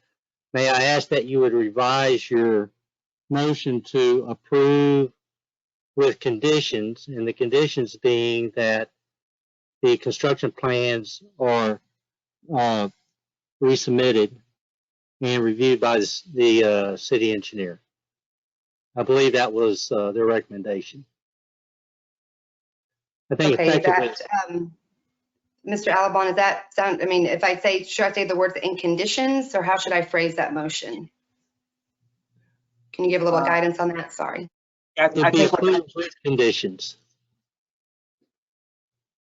I think that works. I was wondering if what verbiage I should say on making that motion to include that. So they have the construction plans have been submitted, but I think Mr. Anderson said they've been submitted, but he's had a chance to review them yet. Is that correct? Yes, as I understand it, Mayor Pro Tem, I think the request was for, if you're going to approve, for plat approval conditioned on the construction plans being resubmitted and reviewed by the city engineer, as the mayor stated. Okay, but they have been, is that right, Mr. Anderson? They have been resubmitted. They just I need to add the part about reviewed and approved. Yes, ma'am. They were provided to us on Thursday. Yes, ma'am. Perfect. Okay, I'll try this again. I'll make a motion to approve the final plat of Sweetgrass subdivision phase 1A being 30.7 acres located in the Eldridge Hopkins abstract number 646 in the city of Haslet, Texas, with the condition that construction plans are reviewed and approved by the city engineer in a timely manner. Motion is made to approve Sweetgrass subdivision phase 1A being 30.7 acres located in the Eldridge Hopkins abstract number 646 in the city of Haslet, Texas, and with conditions that the construction plans submitted are reviewed by the city engineer in a timely fashion and approved by the city engineer in a timely fashion. Is there a second?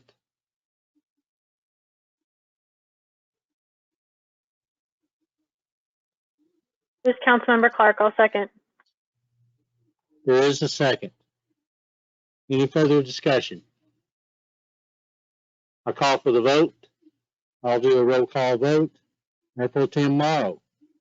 Aye. Councilmember Robb. Aye. Councilmember Nahira.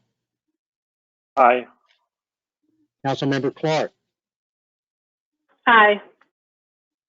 Motion passes 4-0 with Councilmember Ricketts absent. Thank you, Council. Thank you. Item 9E, hold a public hearing, discuss and consider a recommendation regarding a final plat of Sweetgrass subdivision phase 1C being 50.1 acres located in the Eldridge Hopkins 646 in the city of Haslet, Texas. Staff presentation, Mr. Anderson. Thank you, Mr. Halsey. Council, let's do this all over again. I'm just kidding. We tackled the big item, which would be the sewer capacity issue. We discussed that at length with the previous item that you considered. The bulk of our comments, again, relate to the construction plans, which, according to your ordinance, must be approved prior to a submittal of a final plat. So what I'm going to briefly touch on this one is just remind you again, this is a phase of the 494 lots that were approved as a part of the preliminary plat for the development.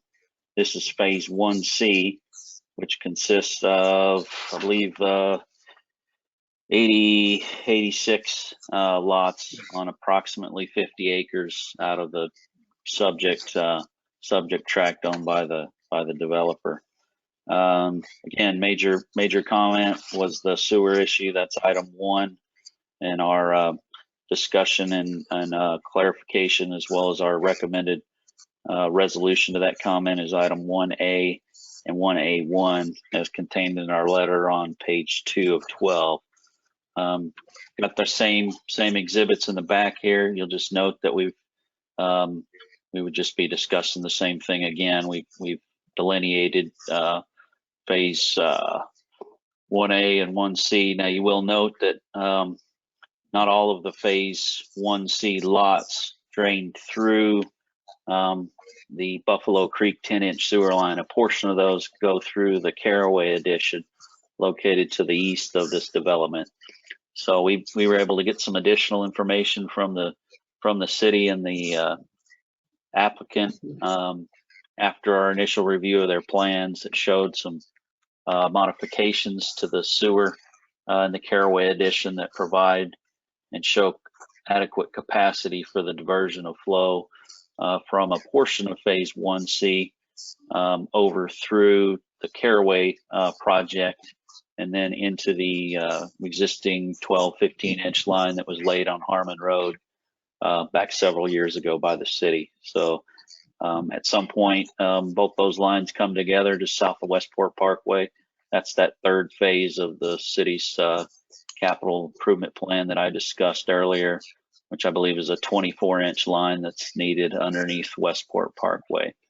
However, based on the layout of the development and the number of lots associated with Phase 1C, which is before you right now, there is adequate capacity in the existing Buffalo Creek sewer line to handle their flows, as well as the line that's located on Harmon Road. I don't think there was any other major items in here. The rest of these are construction plan issues. We do have some things that we would like to possibly discuss with the council sooner than later. We're getting hit with a lot of requests for development on this particular stretch of Blue Mound Road. Phase 1C included off-site construction plans for what's basically being planned for right now is the northern 2 lanes of Blue Mound Road.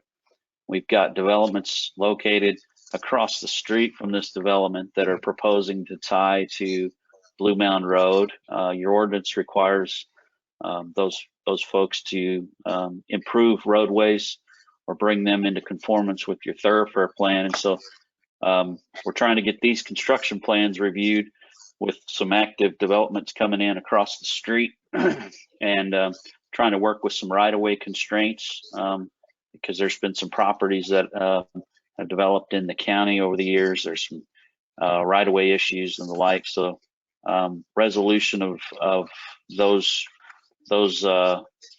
items associated with the Blue Mound Road plans. I think we've got a good feel. The applicant's given us some information as far as what was done back to the west, and then we've got some conceptual stuff that our office has developed so that we can help these folks move forward and get their project underway. But the city's going to have to give us some guidance and really think through some of the things that you currently have shown on your thoroughfare plan as it relates to Blue Mound Road, which is of course part of this development. So we're just going to have to flesh some of that out once we get these folks on down the line with their project, and then discuss some options with the council and see what your pleasure is as it relates to Blue Mound Road and those improvements. So unless anyone has anything for me specifically in our letter, it's almost an identical letter, other than the comments are a little bit different because it's a different set of construction plans. So I'm available if there's any questions or requests for clarifications for myself. Council, do you have any questions for Mr. Anderson?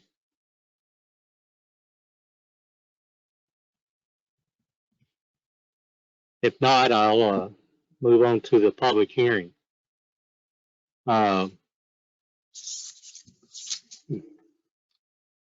Item 9E, this is a public hearing on the Sweetgrass subdivision Phase 1C. I opened the public hearing up at 8:52 p.m. I do have a number of folks that would like to speak to this issue. And the first being, I would invite Mr. Pettigo if he's available. Mayor Halsey, can you hear me? Yes, we can. Is that you, Brett? It is.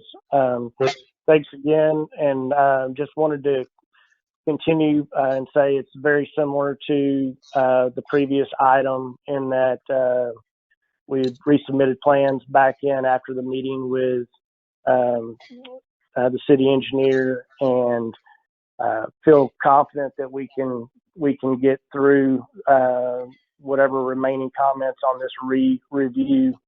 As long as there's not new items that are brought up. We thought we came up with conclusions on how everything should be solved, and that's what we resubmitted back. So anyway, again, just respectfully request that you guys approve this plat. There's a lot of infrastructure, as Mike mentioned, on Blue Mound Road that we'll be building. The north 2 lanes of Blue Mound Road. Along the eastern side, we'll be building 2 lanes of intermodal as well with the first phase, and then make that connection of intermodal up in our second phase as indicated on the preliminary plat. So we are I think we're just needing to get through the plan comments, and we appreciate y'all's approval tonight on this item. I'm here to answer any other questions y'all may have. Very good. Thank you, Mr. Pettigo. Misty Ventura. Yes, sir. Misty Ventura, Shoot Ventura, 9406 Biscayne Boulevard, Dallas, Texas, 75218, on behalf of the applicant and the property owner.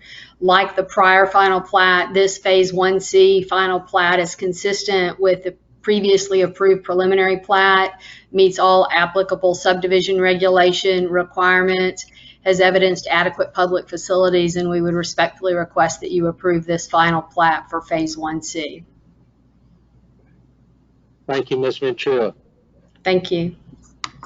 Mr. Pat Ritchie. Mr. Ritchie, are you with us? Yeah, I'm here. Hang on. Yes, can you hear me? Yes. Okay. Same thing as before, I guess, with 9D. I would like to speak in favor of the applicant in the approval of 9E for those reasons. I was listening to what Mr. Rose said about the engineering that went on, and it kind of worries me that in the years past, when the council approved the Buffalo Creek sanitary sewer line and we upgraded it to a 10-inch, why now all of a sudden it's not big enough? We spent a lot of money putting that in, and maybe the council needs to look into, did we make a mistake there and not upgrade that line big enough when we spent all that money? Just something that popped in my head. Anyway, I think you all know what I'm going to say. Just Brett Pettigo's been a super developer for our city, and I support him 100%. Thank you. Thank you, Mr. Ritchie. Patricia Hilborn. Good evening. This is Patricia Hilborn, 2207 Virginia Lane in Haslet. And there's my camera. Thanks for the opportunity to speak again in favor of approving this final plat as presented. And just to echo Mr. Ritchie's thoughts and things that every speaker that spoke in the last item said, which is that this developer is doing good work in our city, following through with what he says he will do, and is amicable to working out the details, the nitty-gritty details. So I urge the council to vote unanimously in favor of approving this final plat of this Phase 1C. Thank you very much. Thank you, Ms. Hilborn. Mike Rhodes, Mr. Mike Rhodes.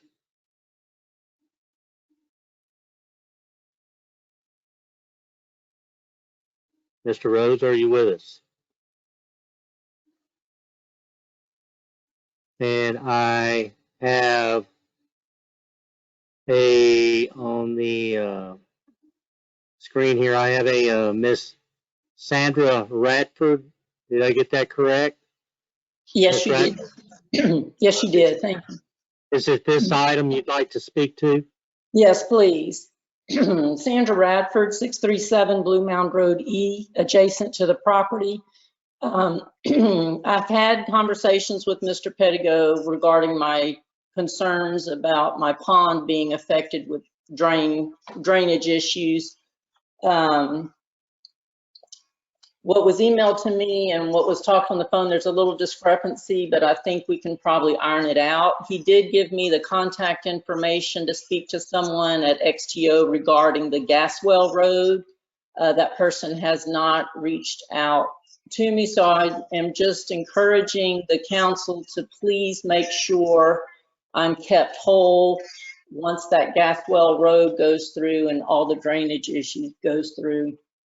I'm not disapproving this plan. I just want to make sure I'm not left with a mess to pick up after this is all said and done. So as I stated from the very beginning of this, my main issues are the drainage issues and affecting what I'm trying to do on my property here. Thank you. Thank you, Ms. Radford. I'll go back to Mr. Rhodes. Is he available? He did sign up for this. All right. Mr. Mayor, this is Pat Ritchie. Could I ask you a question? Sure. Okay, so when I heard today that this was going to be an online meeting and not a in-person meeting, I found out that I was needing to get in my request card to speak before 3 p.m. this afternoon, or I wouldn't be able to speak. So just for clarification, in the future on these online meetings, do we have to turn in these cards by 3 p.m. or can we just get online like this person did and speak? Well, since I've been mayor, if you've been online, you just come up online. And even the previous mayor did that as well. He offered that latitude. So I'm offering that latitude. And I'll speak with the city secretary about telling you you've got to have it in. And it's preferable that you have it in before close of business. Right. That we have this. This just helps facilitate. But that answer is no, Mr. Ritchie. You can get online here even if you didn't fill a card out. I want to hear from the public.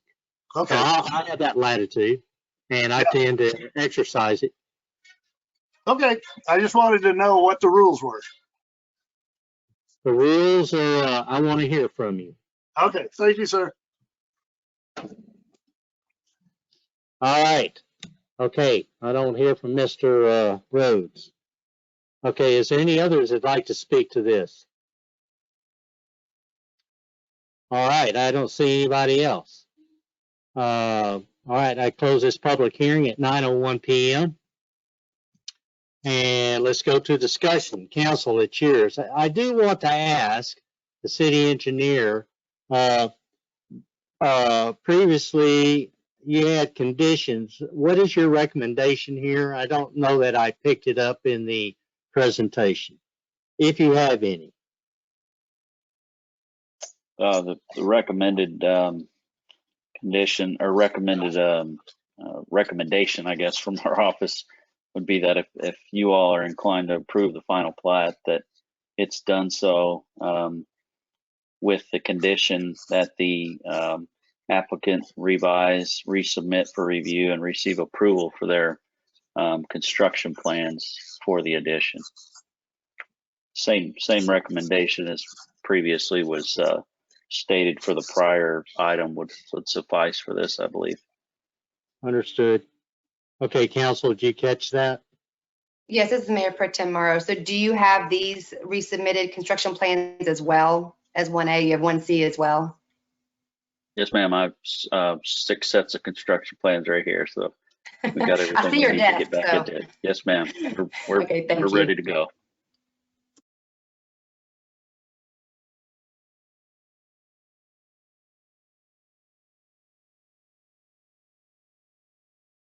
All right, Council, Yeah, any discussion? I'll make it again unless someone else would like to. Oh, you threw a strike before, do it If again. there's no discussion, that's the next item, Mayor Pro Tem. I thought we made a motion before we discussed. I'm sorry. Oh, you can. I just have Laid out. I have a quick question for Mr. Pedigo. In regards to Mrs. Radford's pond, what's the plan to protect her pond from the drainage and anything going into her pond? Do you know? Yeah, so this is Brett. Can you hear me? Yes, I can hear you. Yeah, so we have, our design would be to, as we build the new gas well road, the amount of drainage that goes into her pond today will stay the same, and we can control that by the culvert that goes under that roadway. And I think we've offered some options to Ms. Radford during construction that might eliminate some of the issues. One is like during construction, because when we're out there building stuff and the dirt is disturbed, sometime even with what's called BMPs or silt fencing and erosion control measures, if you get a real heavy rainfall. Like we had one, y'all probably witnessed it, in Haslet. I think there was about 5 inches of rain that fell in an hour or two's time last year. Some of those kind of rainfall events will still allow for some muddy water to leave the site. And so what I offered is maybe during construction, we divert that drainage away from her pond, but supplement her pond with some additional water from a clean source of water, either through like one of our water wells that we drill, or through, we could fill a truck up and bring water over from one of those sources if for some reason the natural drainage isn't keeping the level of the pond up while we're under construction.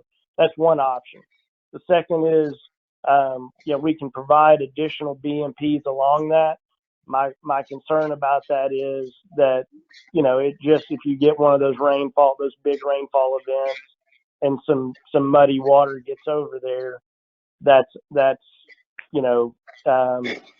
it's just not something that she wants to look at. So I think the first option is the best. The other option that we gave to her and said, look, at the end of the project, if you'd like us to come deep in the pond and kind of dig out her pond, clean that pond up and make it, plant the right kind of plants around it, that's something that we would be willing to do as well, just because as a convenience for her for, dealing with our construction. So those three options have been presented. I think she's talking to her engineer about that, and we're trying to make things as easy as possible. But at a minimum, if we can't do the diversion, or that's something that she doesn't want, we'll do our best and keep the water clean that leaves our site. So but the drainage amount that's going into her pond is the same amount of drainage that's going there today. Okay, thank you. It sounds like you're working with her, so as long as we see that that's happening, I think, and that she's satisfied, then I believe I'm okay with this. Okay, thank you. If there's no discussion, we'll go to item 4, consideration and action and recommendation. Okay, this is Mayor Pro Tem Mara. I'll attempt the exact same motion. I make a motion to approve the final plat of Sweetgrass Subdivision Phase 1C, being 51.1 acres located in the Eldridge Hopkins 646 in the city of Haslet, Texas, under the condition that construction plans be reviewed and approved by the city engineer in a timely manner. Understood. Okay, the motion is made by Mayor Pro Tem to approve the Sweetgrass Subdivision Phase 1C, being 51.1 acres located in the Eldridge Hopkins 646 in the city of Haslet, Texas, with the condition that the construction plans be reviewed by the city engineer and approved in a timely manner. Is there a second? Councilmember Rob seconds. There is a second. Any further discussion? And I call for the vote. Mayor Pro Tem Morrow. Aye. Councilmember Robb. Aye. Councilmember Nahira. Aye. Councilmember Clark. Aye.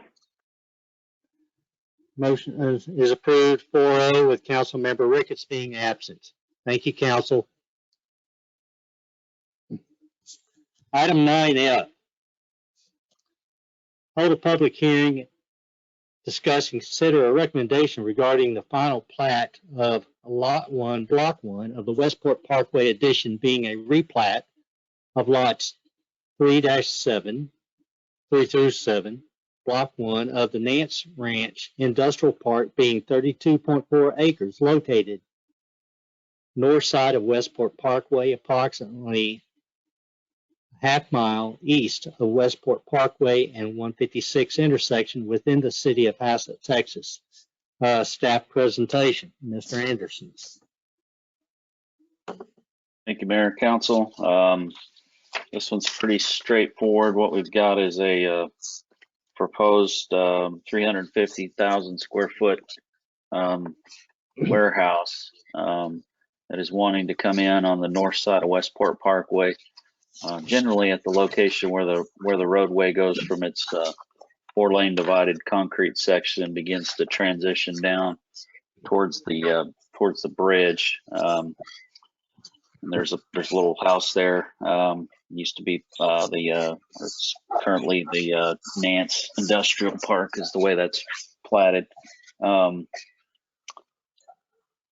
What we received a final plat just prior. Actually, we received the final plat the day of the P&Z meeting, and we're asked to take a quick look at it. We walked into the meeting without even having a written recommendation to the P&Z. So we reported that we don't, we got this an hour before the meeting. Haven't really had a chance to look at it. Don't know if there's plans, but here's what those folks are doing. There was some discussion about the timing of this development and the shot clock rule that's in place, requiring city action on a development within 30 days of receipt of what's determined to be complete, or with a completeness determination being made on the applicant's submittal. So the applicant did have a copy of that. And so what was decided at the P&Z meeting was that they go ahead and recommend approval of the final plat. I reached out to the applicant after the day after the meeting. They did email me their civil construction plans for the project, and we have had a chance to walk through those. With this development proposing to tie to the city's existing 16-inch water line and 15-inch sanitary sewer line that bisect the property, access utilities aren't as big of an issue as something that's proposed that requires off-site extensions and or improvements. Again, this is a proposed warehouse facility, so fire flow is an issue or a concern. However, the city's got a 16-inch water line on the south side of Westport Parkway. These folks are proposing to tie to that line and have a private 8-inch loop line around the building and pull their fire flow needs from the city system.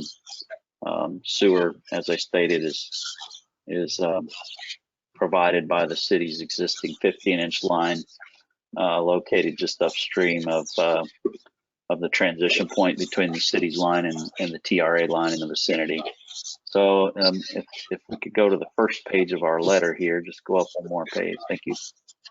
We did have a couple of final plat review comments. In other words, a couple of items on the actual plat document that we're recommending be resolved by the applicant. Number one, we're recommending that they clearly delineate the private water and sewer easements for the addition so that the property owner or subsequent property owners by the property understand that those facilities located on the property are private, and that the maintenance, repair, removal, and or replacement of those facilities would be the responsibility of the property owner and not that of the city.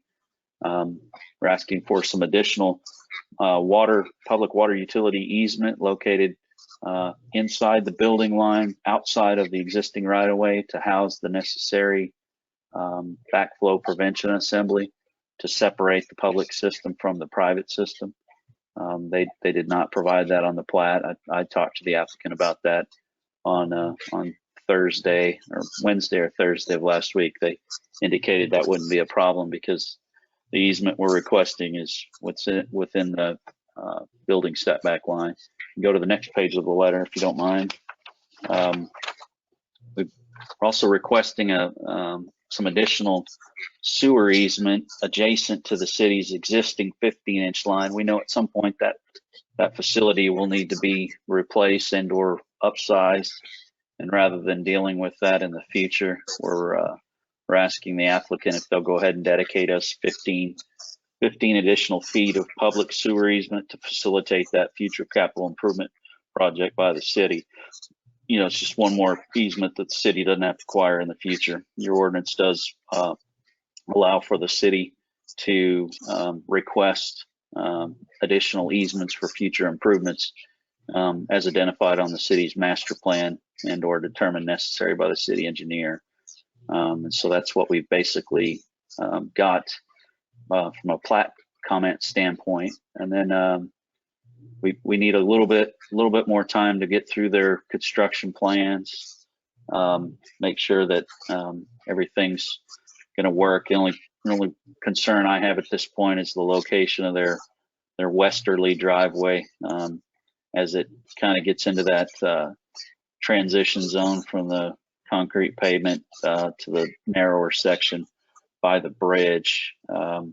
Public Works has requested that that these folks actually meter their fire flow to allow for water loss auditing, leak detection, and/or billing for the city for any unauthorized pulling of water from that fire system. So not necessarily charging them an impact fee, because that's normally what's done when a meter is set, but just allow these David and his guys to track any water that's used beyond the double check by including an actual meter. I did talk with the applicant about that, and I also talked to them about another option of connecting their private system to their building via the what's called the mechanical riser room, in which the applicant's 8-inch line would leave the double check from the public system, go up into the riser room, and any water that's pulled through that would trigger an alarm, therefore notifying the police or the fire department and or David and his folks that there's been some water pulled out of the system. So we got some options there. I talked to those options through the applicant's engineer last week, and didn't seem to have any heartburn with those items regarding our construction plan comments. And then we've got our rough proportionality certification there on the letter, as we're requesting that additional easement. One other item to note, the TRA has a planned 24-inch sewer line that they're contemplating installing prior to this development going in. There's some details that need to be worked out, and what they've asked the applicant to do is see if they could go ahead and get them a price to complete that portion of the line, which would allow them to get the facility in place ahead of schedule, so they're not having to deal with the applicant's parking lot and truck traffic, et cetera.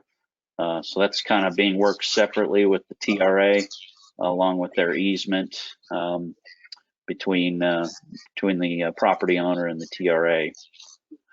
And so what we're recommending is that the applicant revise and resubmit their construction plans by the city engineer prior to proceeding with construction for the project, and modify their final plat to address the 3 comments listed in the letter. So if and when you're ready for a motion, it might be advisable to just make the motion that they resolve all the items contained in our letter. That would cover the final plat items as well as the construction plan items for simplistic sake. So I don't know if there's any questions. You might roll to the next screen and kind of see exactly where the project is for everybody. There we go. We've got a large floodplain. Again, you see the south, I guess it'd be the southwest northeast tracking of that TRA and Haslet easement that goes down through there, the old treatment plant site, a floodplain, and then access off of the Westport Parkway. So I don't know if there's any questions for me regarding this project. I might be able to answer for you guys.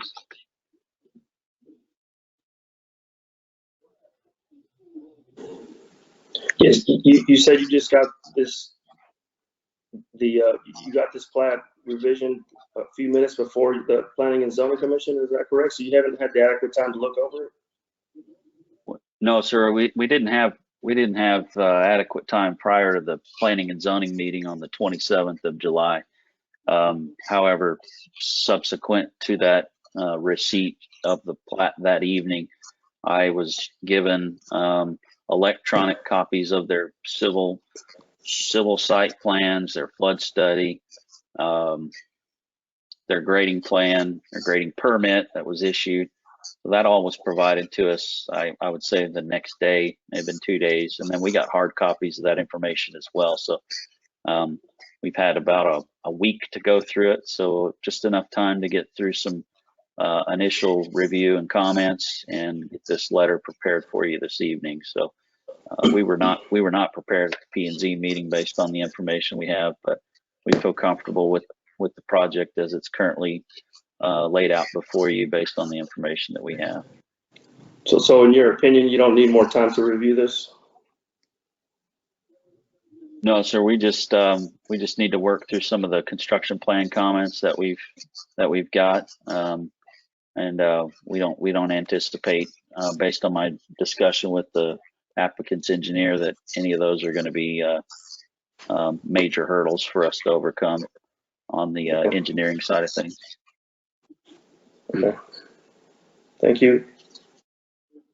I wanted to ask, this project, it's on Westport Parkway. Is it this project that had it's got some conflict with Blue Mountain Road? Their point of ingress, egress? Or am I thinking of another job? This one is on Westport Parkway, and there was a design issue regarding the road going into a guardrail and too close to the transition lane. So Is that this project? Yes, sir. Mr. Quinn's correct. Our concern with the westerly driveway, this development, I believe they got 3 driveways here. Their far westerly driveway is proposed within the limits of the guardrail, and so what we're gonna try to do is see if we can step back and take a look at that, where the applicant kind of analyze, is that the best location for that particular driveway? You know, the fire department has reviewed and provided feedback based on the lane widths and radii for the fire lanes around the building and the approaches going from the public side off onto private property. Our concern is the location of that particular driveway on the west side as it relates to that transitional stretch of pavement, as well as the proposed left-hand turn lane that's shown on Westport Parkway to provide access to that driveway. So what we're going to recommend that applicant do is provide us with a little bit bigger window on the world, if you will, and show us a little bit further to the west what our pavement widths look like, so we can analyze that turn lane length, right? So we can ensure we've got adequate stacking capacity. And then we need to look at our pavement widths through there because we are in that transition point, and just take a look at that and make sure that everybody's comfortable with it before we proceed with construction of those improvements on Westport Parkway. They do have quite a bit of grading, site utilities, site paving, and the like that are going to need to be accomplished, and they're anxiously awaiting some sort of approval to proceed forward with the grading and the site improvements. And I think what we're trying to do is get with those folks and see if we can't work this driveway issue out as they proceed on with the grading and under your current ordinance, which allows them to get out and begin that work, and then get these construction plans wrapped up, finalized, and brought back, incorporated in with the CFA prior to them going to construction. So this is, I assume this is contained in your letter for item 2 to be resolved? Yes, sir. Yes, sir. Very good. Council, any questions with regard to staff presentation? Otherwise, we go to the public hearing. All right. I open the public hearing on item 9F at 9:24 p.m. And I have one individual here I'd like to speak to that I know of right now at the moment. Speak to this item is Miss Patricia Hilborn. Hello, thank you. Yes, this is Patricia Hilborn, 2207 Virginia Lane, Haslet, Texas. And I would like to speak in favor of approval of this item. But I would like to note for the public's information and actually for maybe future agendas that the graphic that was just on the screen that showed the final plat was not included in the packet that was published on the city website last Friday. And I just looked at it again. It's still not there. And I would ask that more details, more information, graphics, even showing where this property is in our city, be included in the council packet. There are members of the public, myself included, who are interested in this and don't want to wait to the actual meeting to be able to see this. So I'm asking that in the future more information be provided. But as to tonight's vote, I would like to speak in favor of it. Thank you. Very good. I have nobody else, but is anybody else there in the public, in the audience, that'd like to speak to this issue here or this topic during the public hearing?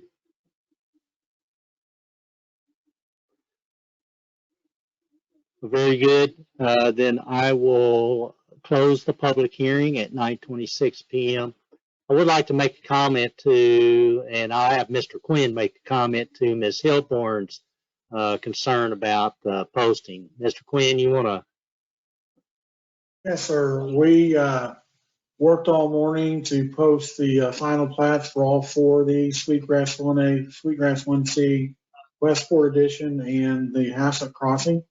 It was noted they were not attached to the items. We did post them this morning, and we sent out a message to the city council regarding their being posted and then provided them the final plat. So I do apologize for the items not being on the agenda, but we did post them this morning, and Kathleen deserves a lot of credit because she did that work. Thank you, Mr. Quinn.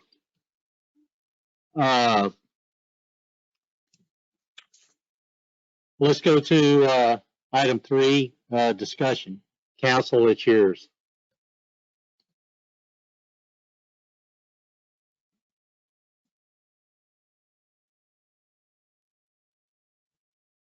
As Councilmember Rob, I feel like this final plat can be approved, subject to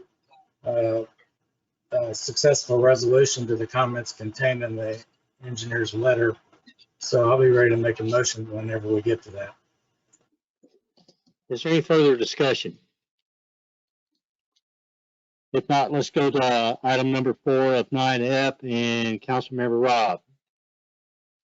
Yes, sir. I'd like to move that the City Council approve the final plat of Lot 1, Block 1, Westport Parkway Addition, subject to successful resolution of the comments provided in Belchep and Associates letter to Mayor Gary Hulsey, City of Haslet, dated August 12th, 2021. Motion is made to approve the final plat of Lot 1, Block 1 of Westport Parkway Addition, being a replat of Lot 3-7, Block 1 of the Nance Ranch Industrial Park, with the condition that with conditions that resolve all issues by the city engineer that's been addressed to the Mayor Gary Hulsey. Did I get that right, Councilmember Rob? Yeah, mostly the date of the letter is August 12th, 2021, and successful resolution of the comments contained therein. With the date of the letter being August 12th, 2021, and the successful resolution of those comments. Is there a second?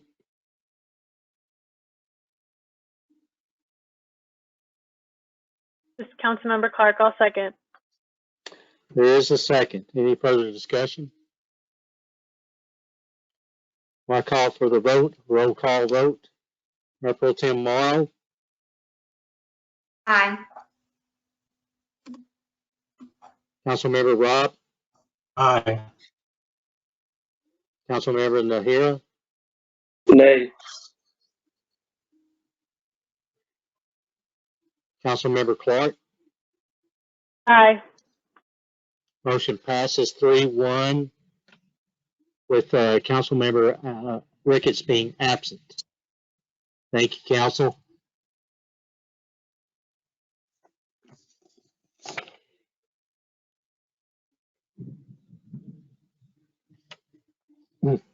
Council, I'm looking at, we got a number of items, as many as we have already discussed, if not more.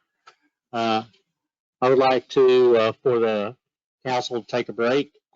Let's take a 10-minute break. I know that many of us could use it.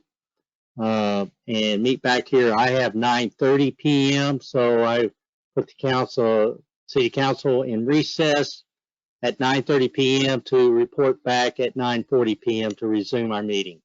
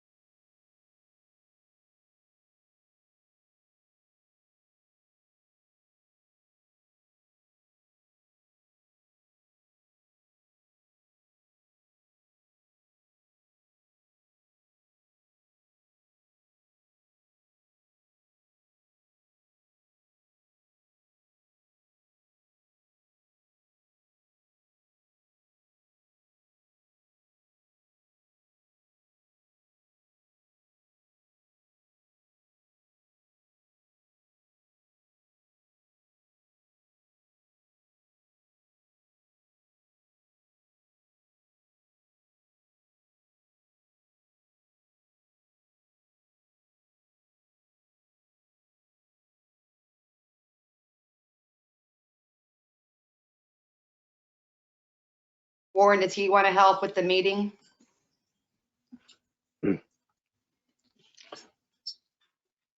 Yes, she does. She's afraid of the thunder. So Yes, it's starting to thunder pretty badly over here too. it's actually raining here. I just ran out and got the mail and it had not started raining yet, but probably any second.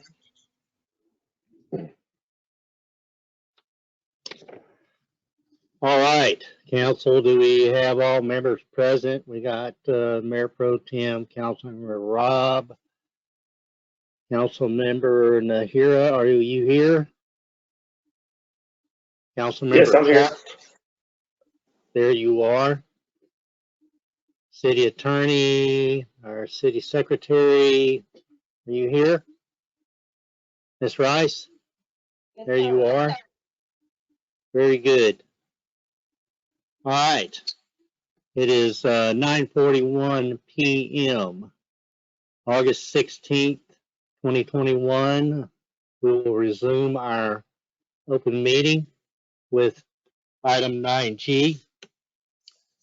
Hold a public hearing, discuss, consider, and act on a recommendation regarding a final plat of lots 1 through 3, Block 1 of the Haslet Crossing Edition, being 29 acres out of the Eldridge Hopkins Survey Abstract Number 646, currently located north of Askew Drive, north of Intermodal, or east of Intermodal Parkway, and west of Harmon Road in the city of Haslet, Texas.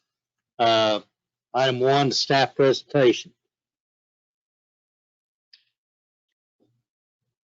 Thank you, Mayor, Council. This item consists of a final plat for 3 lots within 29 acres out of a parent tract of 53 acres located just north of Cascade Drive, south of Haslet Parkway, bounded by the east side to Harmon Road, and then the west side would be Intermodal Parkway. We received the final plat and construction plans from the applicant right around the day of the P&Z meeting. So again, didn't really have a lot of time to put together a formal review at the P&Z meeting. However, we have received information from the applicant, their engineer, regarding the project, and have had a chance to go through those items. Got some minor plat comments that you can see beginning on page 1 of our letter. Another note about making sure it's real clear these private water and sewer easements are denoted on the face of the plat so that these folks understand future maintenance responsibilities. We've got a looped fire line here serving 3 lots with 2 connections to the public system. So we want to make sure that if there's an issue between points A and B, if you will, that it's clear on the plat that those folks are going to have to work that out. So instead of just a connection to serve 1 lot, if that makes sense. That's the only real plat comment. We have looked at the construction plans, and we've got a couple of minor comments there on the next page, items 2 and 3.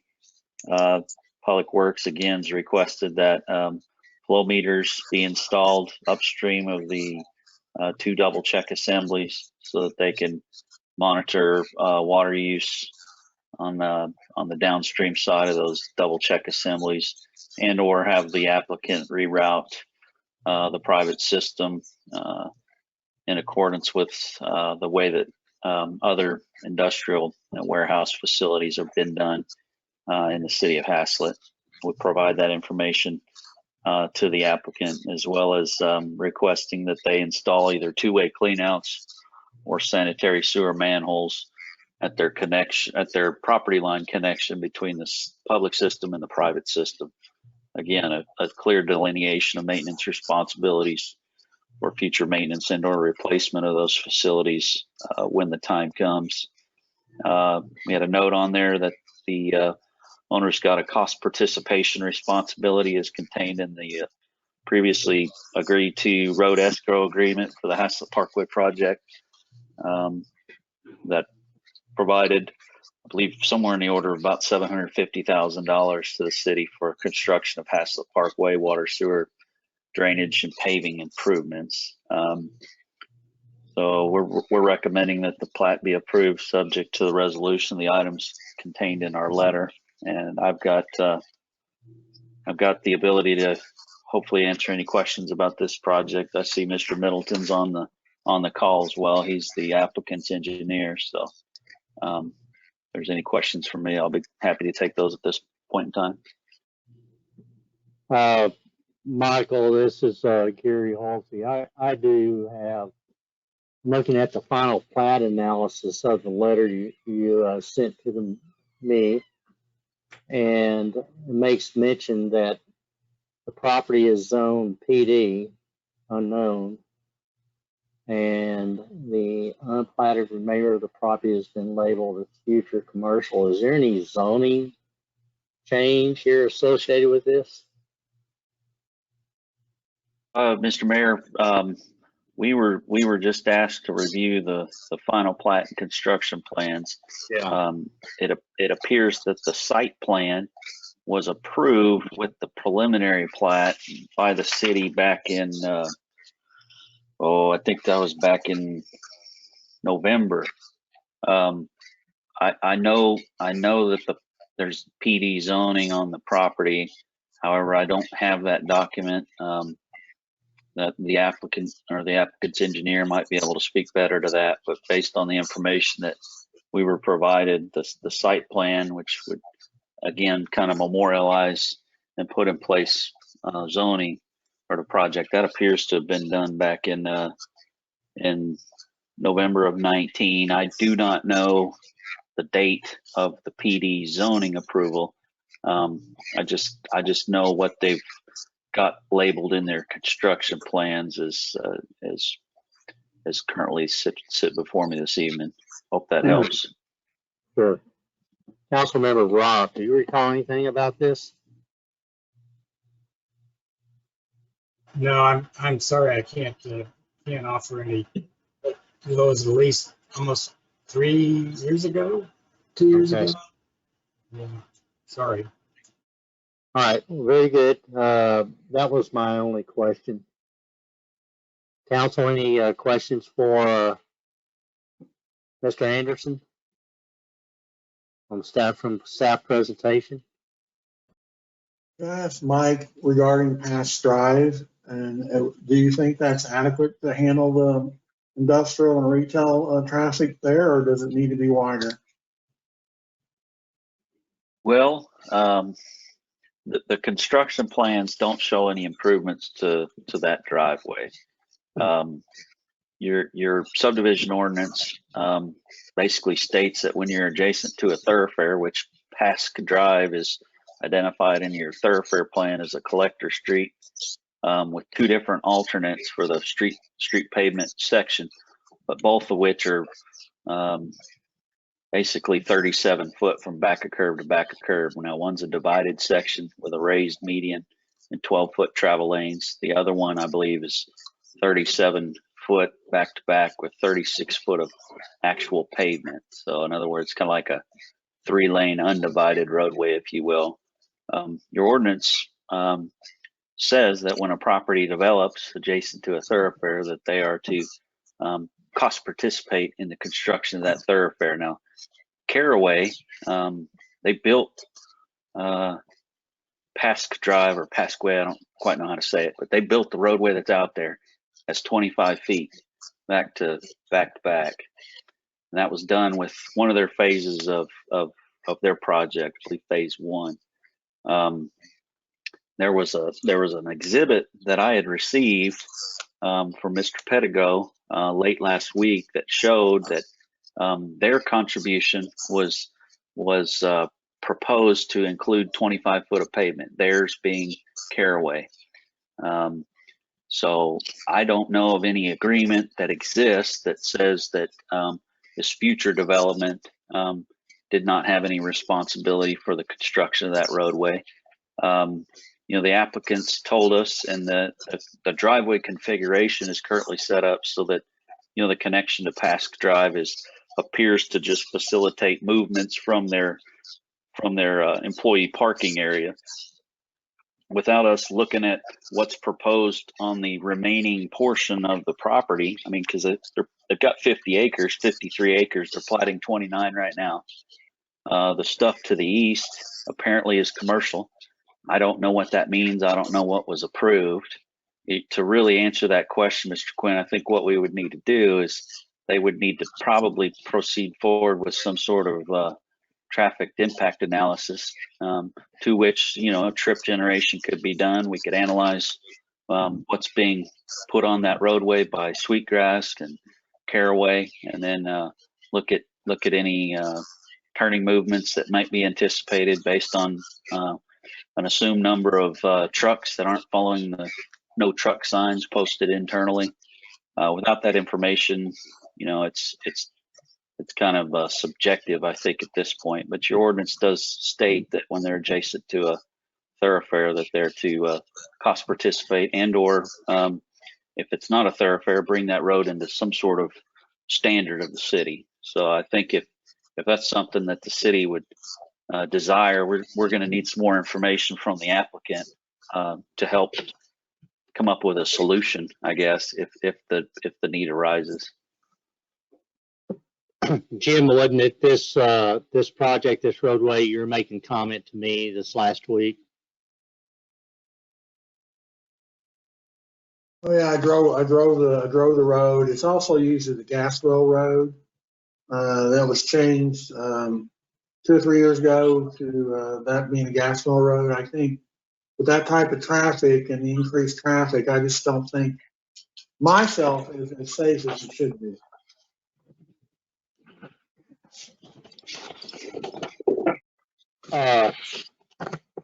Council, you got any questions for the staff on their presentations?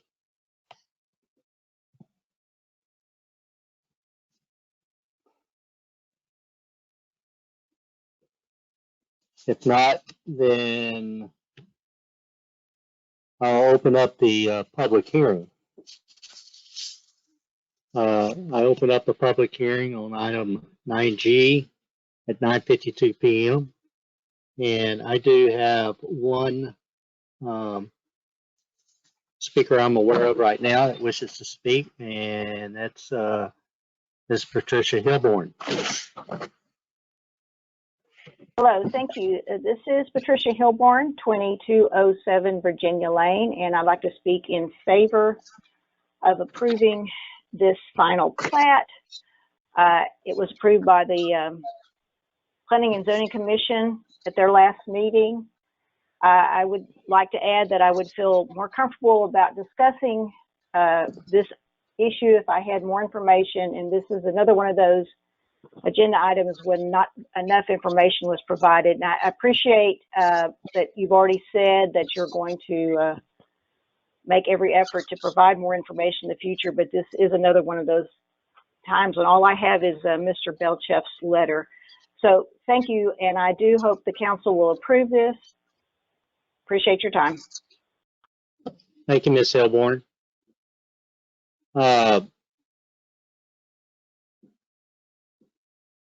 I have Mr. Middleton has come up, and absolutely, Mr. Middleton, go ahead. Good evening, Mayor and Council. Sorry I wasn't able to sign up earlier. Can you hear me okay? Really well. All right. Wanted to address a couple of the questions that came up during the staff discussion.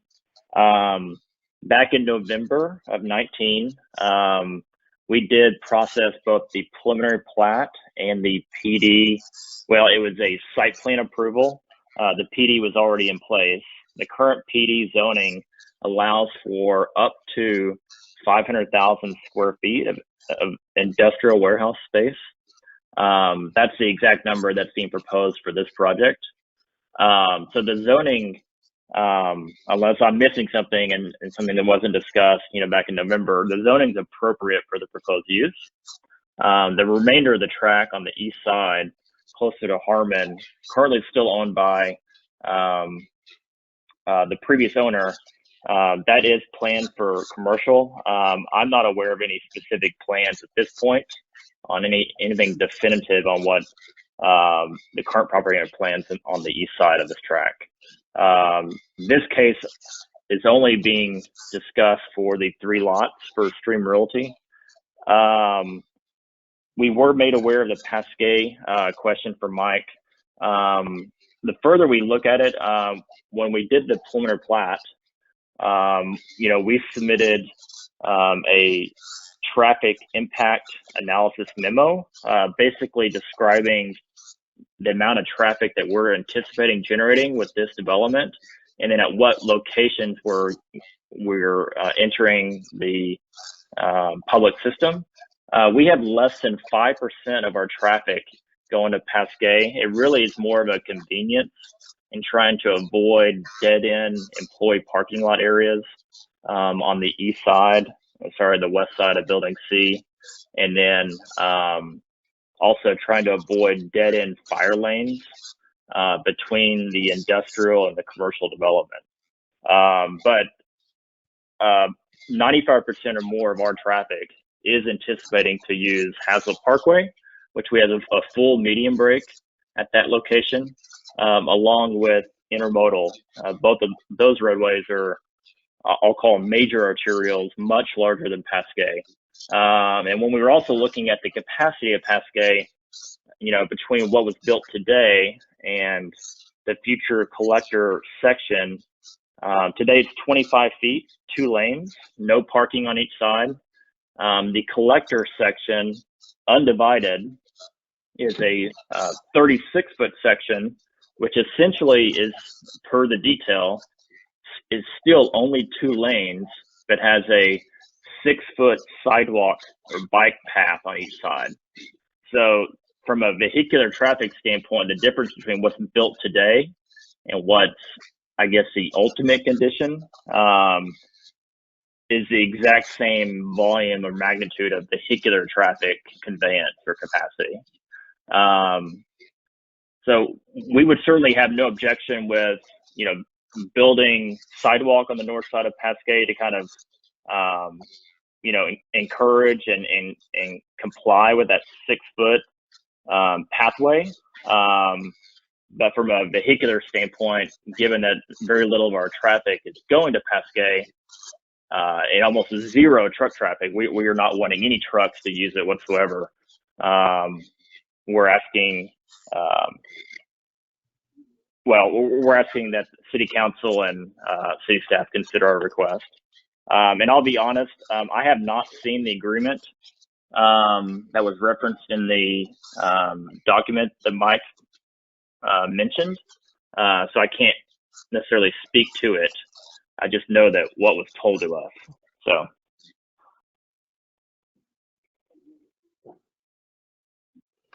Very good. Well, this is a portion of the public meeting. I wanted you to get you in, Mr. Middleton. Is there anybody else that would like to speak to this topic during the public hearing?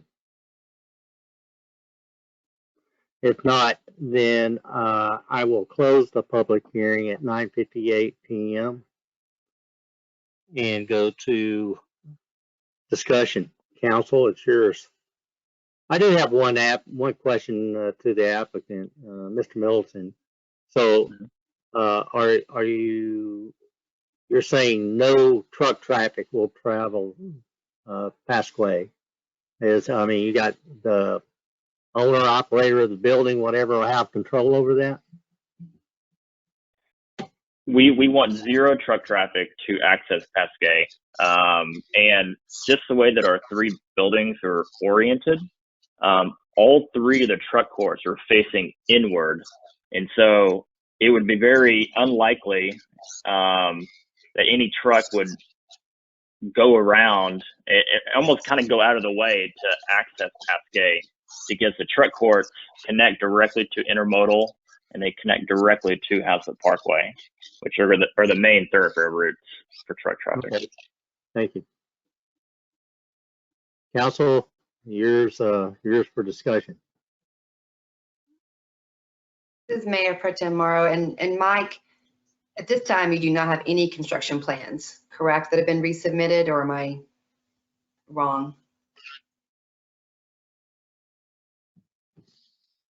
No, ma'am. On this one, we have plans. The applicants got our letter at this point. It shows the minor construction plan issues that we've identified as it relates to the water system at this point and the sewer system.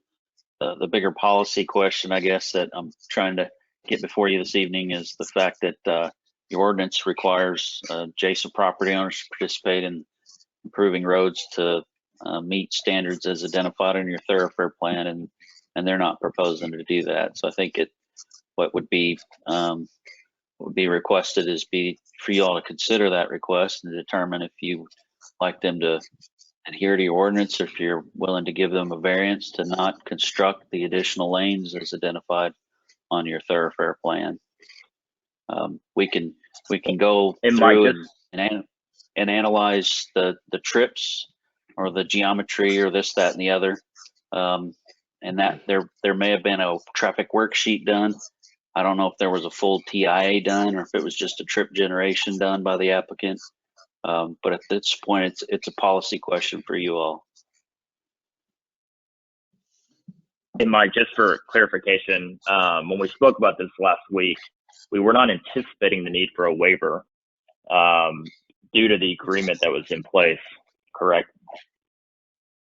Well, we have not located an agreement. We've got an exhibit that was done by the previous property owner, Mr. Pettigo, that identifies the widths at which they were to construct Pasquay Drive, associated and tied back to their project, Caraway, I guess it would be. There was no agreement provided to us or subsequent agreement. But again, that was just for the Caraway project. What I'm trying to get across to everybody this evening is that you, as the adjacent property owner, under the current ordinance, have a requirement to build that road in accordance with the city's thoroughfare plan. And that's just a policy question that they need to think through and identify this evening. And, you know, if you guys are requesting that you don't want to build that, then they just need to, I think, work that into their motion this evening as we kind of talk through this. Well, Mr. Middleton, this Gary Halsey, you said a little bit earlier that you haven't seen any agreement either.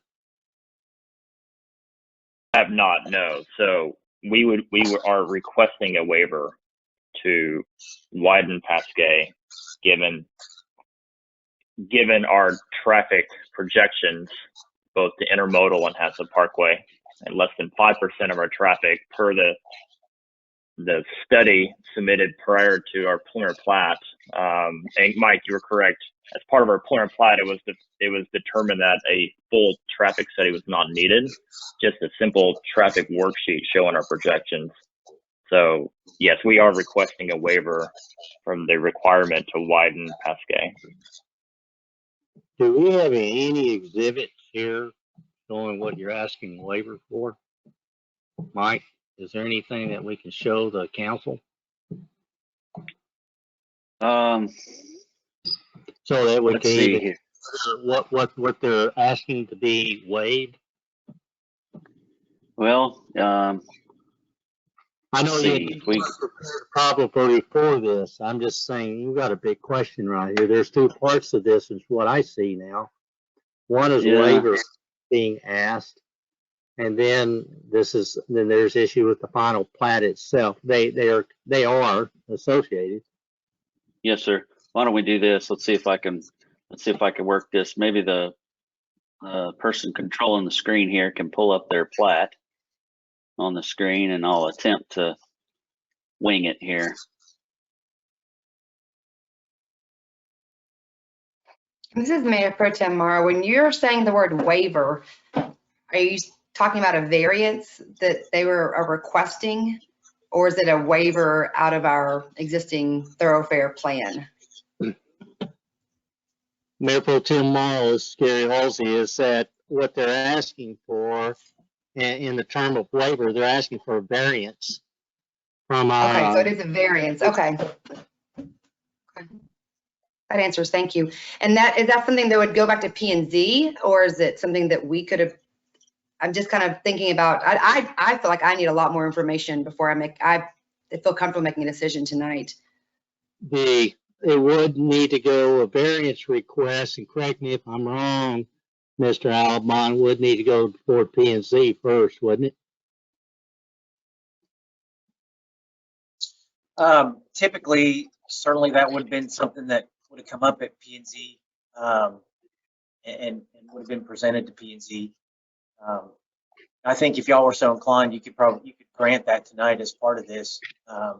So ultimately, you all decide that, and P&Z just makes that recommendation. Is that in our ordinance, in our subdivision ordinance? Variance requests go through P and Z? I'd have to look that up. Okay. Jim Quinn, do you know? Jim Quinn. What I do know is the clock is ticking on its final plat. I do believe that variance recommendations do come from the P&Z to the city council, although I think the timing would make that difficult at this point. Council, I will make a recommendation. There seems to be some critical information that we're missing.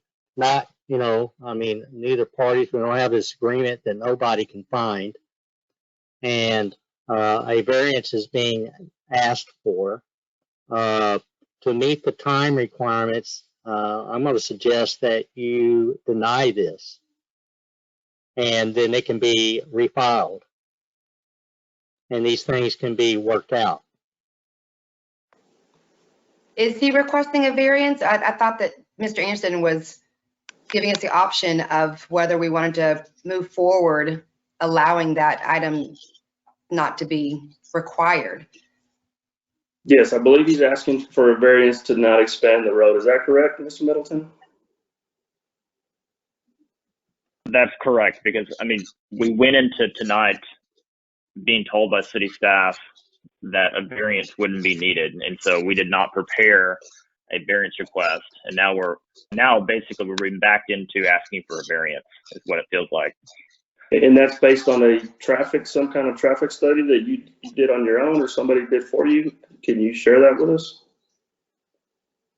Yeah, I mean, we provided the traffic study to Travis back in 2019 when we went through P&Z and City Council for our preliminary plat, and this was not mentioned at any point during that process or the city site or the site plan process, nor was it mentioned a month ago when we went to P&Z. It was only brought up Thursday of last week for the first time, and then it was just discussed that with the agreement that's referenced on the letter from Mike that a formal waiver would not be needed.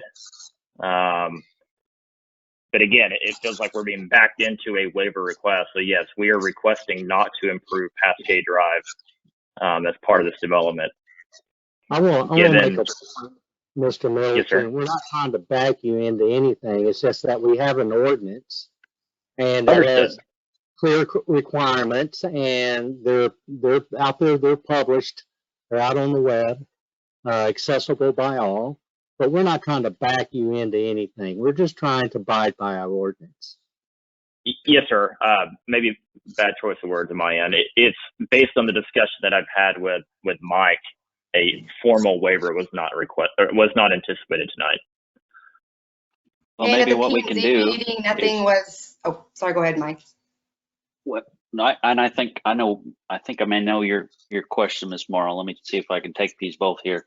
So when we discussed this, Brandon, I said I don't know that we necessarily need to get a formal request for this variance, because I think we can talk through it as a group. Now, the procedural question of whether or not a variance has to formally proceed through a P&Z commission seems as though they're a recommending body only in this city. I don't know the answer to that. That's in the ordinance somewhere, and maybe by the end of this discussion we can have some clarity on that. But I think what I was intending to do is bring the issue out for discussion as we're doing right now, and get the collective wisdom of the group here to decide as a council whether or not they want to waive this ordinance requirement. And so, Ms. Morrow, this was not brought to our attention because we did not have these construction plans when we reviewed this plat document, the single page you see right here, prior to P&Z. Mr. Middleton tried to get it to me the day of or the day before.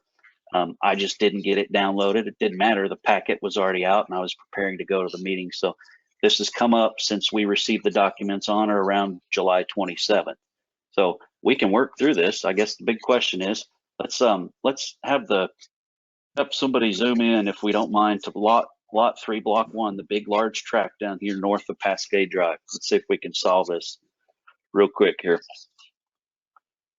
So if the applicant is requesting a variance, the variance request would look something like, we do not want to bring this roadway from its intersection with intermodal driveway, 1,281 feet along our southern property line for Cascade Drive. So that's what your variance request would look like. The cross section and what that pavement looks like, those are all details that would have to be worked out by myself and Mr. Middleton. The policy question that's before you this evening is whether or not you want those folks to improve that road and build it at its ultimate width. Because once this is approved, there's nobody left to build it but the city. And so that's the policy question before you. The remainder tract that they may or may not own off to the east, you'll be faced that same question at some point in the future when those folks come in to develop. Now, normally all this stuff is fleshed out during the preliminary plat process. It wasn't, and that's a problem. You see the problem that these applicants get into when these things aren't fleshed out at the preliminary level, and that's why it's real important to go through that, and that's why your ordinance is set up the way it is. So I apologize that I'm bringing your rules out here at the last minute, but that's my job, is to tell everybody what the rules are. Now you guys have the fun, hard decision to make of the policy question that's before you, and whether or not you want to consider their request or how you'd like to move forward. So that's my best stab at it. And before you guys decide, may I offer up, I just text Brett Pettigrew, who's the property owner, and he was telling me that the variance was given in May of 2017. Again, I haven't seen it, so I wish I could say that with certainty, but he's telling me that the variance was already granted by City Council. If it was already granted, then why is it being requested again? It's not if it was already granted. Evidently. I'm sorry, say that again? Mr. Quinn, you got anything you can share with us? I mean, you're one common person throughout this thing. Yes, sir. And maybe what I would suggest is, can we approve the plat without the waiver, and Kimley Horn will work through this with city staff and Mike. And if we need to widen Cascade, we will. But if there's already a waiver granted, then I don't see the need to go back through P&Z to City Council. So maybe that's as a suggestion, maybe that's a better path, is if there's still questions on council's side, approve the plat or without the waiver. And we'll deal with that as more information comes up. Let me ask this. If we approve the plat and the council decides not to grant a waiver, does that impact the plat? It would not, no, because the full 60-foot right-of-way is there in place.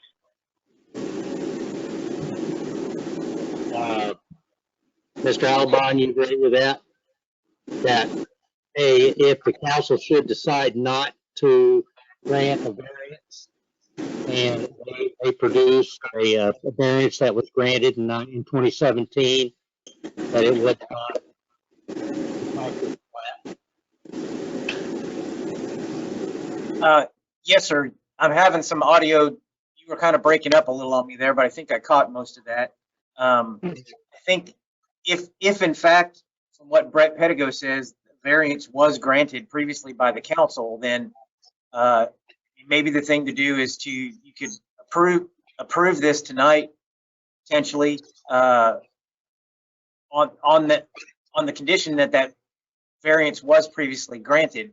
In the event there was no variance previously granted, then the applicant has to comply with the requirement to deal with Pasquet Road, or however you pronounce that, Pass Drive. And from what I just heard, there is sufficient right-of-way on the plat to do that. So plat can be approved regardless, is what it sounds like. Is that correct, Mike? Yeah, I mean, we won't know till the roadway's designed, but it would appear that there should be adequate right of way with the 60-foot dedicated. I just wanted to, it looked like Mr. Pedigo's still on the call here. I don't know if you guys want to see if he can shed any light on where we're at. Or if he could share what month did he say a month in 2019? Brett Pedigo. If you want me to speak to that, I'm happy to maybe clear up some old matters. Go ahead and see what, tell us about this. Yeah, so back when Caraway, and whenever I say Caraway, the entire development that included this tract that you're talking about, our single family was to the south, and then the remaining tract of 25 acres. And Mayor, just real quickly to answer your question earlier, there is no rezoning here. That's still under the same PD zoning that was approved back in that time frame. So there was with the public improvement district that was also approved with Caraway, which affects our single family to the south, and the tract that's in before you tonight, and our remaining tract. There was a thoroughfare roadway exhibit that was developed that showed the participation of what roadways needed to be built at what time. That roadway was those roadways were originally approved, and that would have probably been sometime in 2016, late 2016. With the original preliminary plat, I'll have to go back and look up that. But then when we started to do our final design was about the time that Haslet Parkway was taking on a life, and the city was needing additional funds to help support that. So in working with staff, we talked about what roadways around the perimeter really were essential to be built. And at that time, Harmon Road on the east side was requested that we make that wider and let the additional pavement on that side be built when the development on the east side of Harmon is built, instead of us building a larger section. Same thing with Pasquay. There was a 37-foot section roadway that was originally approved. And then in May of 2017, as the final plat was going back before, there was an amended exhibit that gave those variances to these roadways. And that amended exhibit, which went forward, I think, with a final plat for Caraway to show the redistribution of these roadways, showed Pasquay to be a 25-foot roadway. The thought being that it would discourage truck traffic instead of encourage truck traffic. It would reduce the pavement width, which would allow additional dollars that could go towards Haslet Parkway. And so, and in that same exhibit, intermodal on the east side, or the east side of intermodal, which is the west side of the Caraway development, we were also not building any of that. So that was all captured in this exhibit that went before council, I think P&Z and council, to show where those right-of-ways, what the right-of-ways would be, and the roadway pavement sections would be for the development. So, and that included this land and the Caraway single-family land. It was, and that was also based on a TIA that was done with the original Caraway development. So, you know, a lot of this has been forgotten about probably, but that's how we got there with a 25-foot section. When we sold the land to Stream, we said, you know, we were fine with them doing a curb cut onto Pasquay, as long as it would not allow truck traffic to come through there. So I think, you know, I think that they've done that with their layout and everything else. And it's really just for circulation of parking and things like that to occur for their connection. But there shouldn't, if there's additional roadway being asked of this, it's going against that document that was done back in May of 2017. I forwarded that document on to Mike, and I know they've got to do the research and figure out and maybe go back and look at some of those city council meetings when all that was done. But that's the action that took place, if y'all needed a little bit of history there.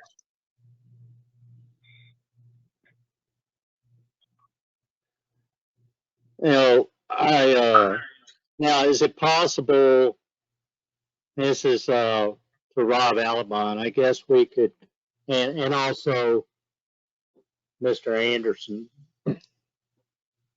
in addition to the engineer's recommendation that construction plans be resubmitted for review and approval by the city engineer, but also confirmation that these 2017 exhibits, which evidently give variance to this ordinance, that be confirmed as well.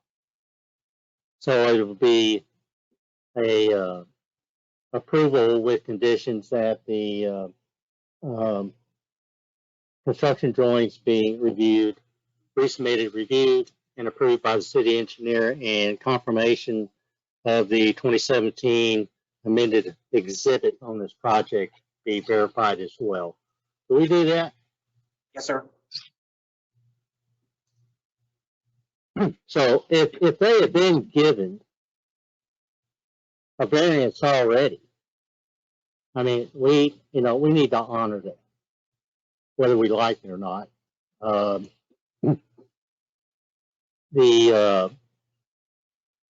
And I understand the motivation for it, Mr. Pettigo, is to discourage truck traffic. But I think that would be my recommendation to the council, that we make that as part of the condition, that the 2017, and Mr. Pettigo, could you, hopefully you got record of that. Mr. Quinn, Mr. Jim Quinn, is that something we can look for as well? You can look through the records? Yes, we can. There's ample minutes and exhibits in each one of those items. We'll just have to look through late 2016 through May 2017. We can verify that. As Mr. Pettigo, if you had those readily available, if your engineering staff did or anything like that, I hate to ask you for it, but it would help for confirmation. Yeah, let me look through our files, and I'll do what I can to help. Council, that's what I recommend, is the verification of these exhibits be confirmed by a city engineer, as well as meeting the requirements of the city engineer's letter to us. I would like to see the traffic study that was done on this, and by who. You know, to discourage truck traffic is one thing, and to prohibit it is another. I mean, is this really going to discourage the traffic, or how did you come to that conclusion?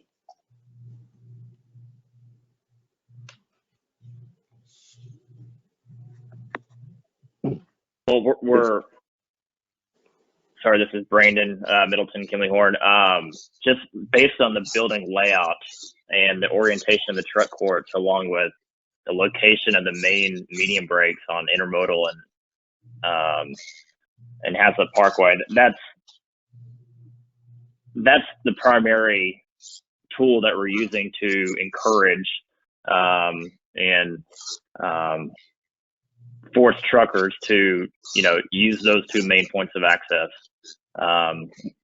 We're happy to add signage, on that on the east side of the property to discourage no truck through traffic. But trucks are not going to want to go that direction. They're going to want to go to Haslet Parkway and back 35.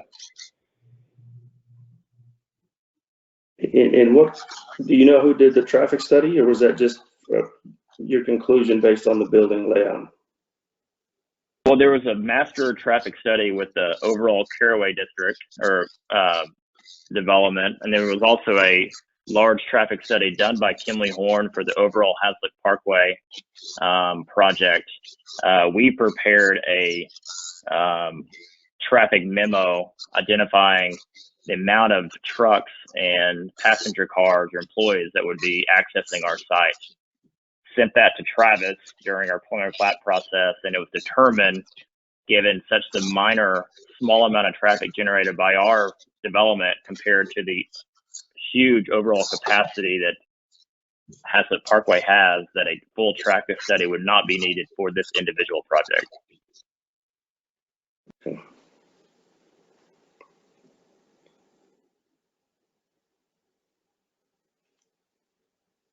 I'm looking at this, and forgive me, I might embarrass myself, but I don't see Haslet Parkway. I see Avondale Haslet Road, Harmon Road, Pasquay, and Intermodal. So where's Haslet Parkway? Haslet Parkway is the roadway on the north side. So that's what is labeled Avondale Haslet Road? Yes, sir. Yes. With that, so it should be Haslet Parkway, not Avondale Haslet. Yeah, that's been corrected a couple times now, and that was discussed also at P&Z. So yeah, we 100% will make sure that that label is changed. So all your loading docks face, the openings face Haslet Parkway? All of our loading docks are all facing inward. So lot 1, lot 2, the truck courts are on the south side of that lot. Lot 3, the larger lot on the south side, that truck court's on the north side. So all the truck courts are inward facing. And so when you're driving down Haslet Parkway or Intermodal, we took great care with heavy landscaping, really took care to the site visibility, site triangles, trying to screen those truck courts as much as possible. So you're volunteering to put up signage within your development, no truck exit on Pasquay. Yes, sir. Yeah, absolutely.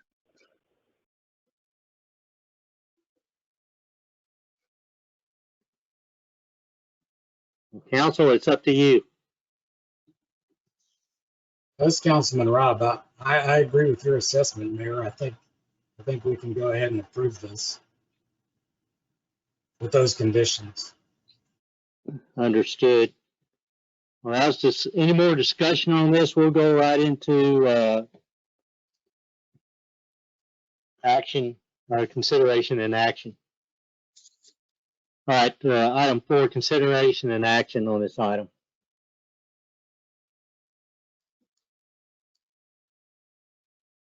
Again, my recommendation would be to approve with conditions. 1, coming from the engineer's letter, that the construction plans be revised and resubmitted for review and approval by the city engineer prior to proceeding with construction, and that that the 2017 amendment exhibit and variance be produced for confirmation by our city engineer. I have one question to ask Mr. Alabon, not questioning anybody by anybody's statements. What happens if we can't find that stuff for confirmation? If the plat is approved, conditioned on that, then that condition isn't met, then it's not approved. Okay, I understand. Does everybody understand? All right. Yeah, that's very clear. So I'm okay with it as long as they can provide that. Yes.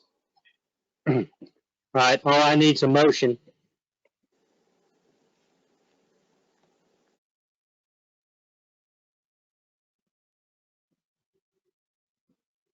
This is Mayor Pro Tem. I'll give it a go. I make a motion to approve the final plat of lots 1 through 3, block 1 of the Haslet Crossing Addition, being 29 acres out of the Eldridge Hopkins Survey, abstract number 646, generally located north of Pasquay Drive, east of Intermodal Parkway, and west of Harmon Road with the city of Haslet, Texas. Contingent or conditioned on construction plans being revised and resubmitted for review and approval by the city engineer prior to proceeding with construction, and with variance produced in 2017 or 2016 in the past. I don't know if I need to be specific with the year. I believe what was referenced was a 2017 amendment exhibit or amended exhibit, which was based on a variance given. Was he 100% sure that was correct, or that's what he thought was? That's as close as any. He stated May 2017. Go ahead, Jim. What did you say, Jim? Mr. Pedigo stated May 2017. We'll look around. I mean, it's can't be exact, but we'll find the exhibit if it does exist. I think what you were trying to describe, what the mayor previously said, was just part of the motion to include confirming that the variance was previously granted with regard to the road width of Pasquay, however you say that, drive. Yes, that. So with a previously approved variance regarding the road width of Pasquay Drive. Okay, very good. Okay, motion was made to approve the final plat of lots 1 through 3, block 1 of Haslet Crossing Addition, being 29 acres out of the Eldridge Hopkins Survey, abstract number 646, generally located north of Pasquay Drive, east of Intermodal Parkway, and west of Harmon Road, within the city of Haslet, Texas, with the conditions that the construction plans be revised, resubmitted for review and approval by the city engineer prior to proceeding with construction, and that the 2017 amended exhibit and variance to the roadway be confirmed by the city engineer. Is there a second? Well, my motion didn't say the specific date though. It just said a previous. I just don't want to pigeonhole it in case it's not in May or 2017. It's December 2016. So I said my motion was a previous variance granted, widening Pasquay. So that's my motion. I'm sorry. The motion is with regard to a variance given to the roadway. Thank you, sir. Yes, thank you. Council understands that clarification on the motion. All right, is there a second? Councilmember Robb, a second. There's a second. Any further discussion? Okay, I call for the vote. Roll call. Mayor Pro Tem Morrow. Aye. Councilmember Robb. Aye. Councilmember Nahira. Aye. Councilmember Clark. Aye. The motion passes 4-0 with Councilmember Ricketts being absent. Thank you, Council.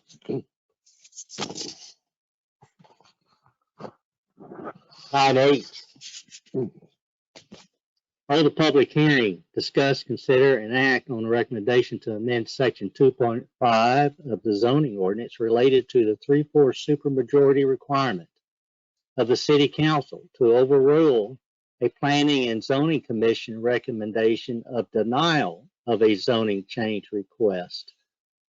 Staff presentation, that can be me. Did you have someone else in mind, Mr. Quinn? No, sir, you can certainly present, and as a backup, Rob Alamon.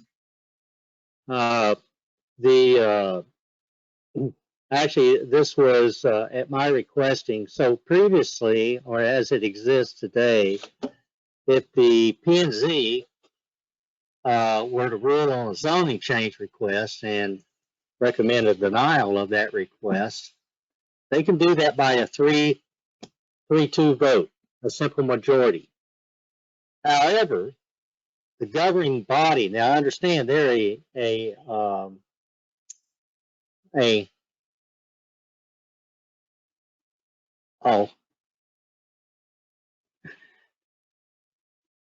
I'm going, I get, am I having a moment here?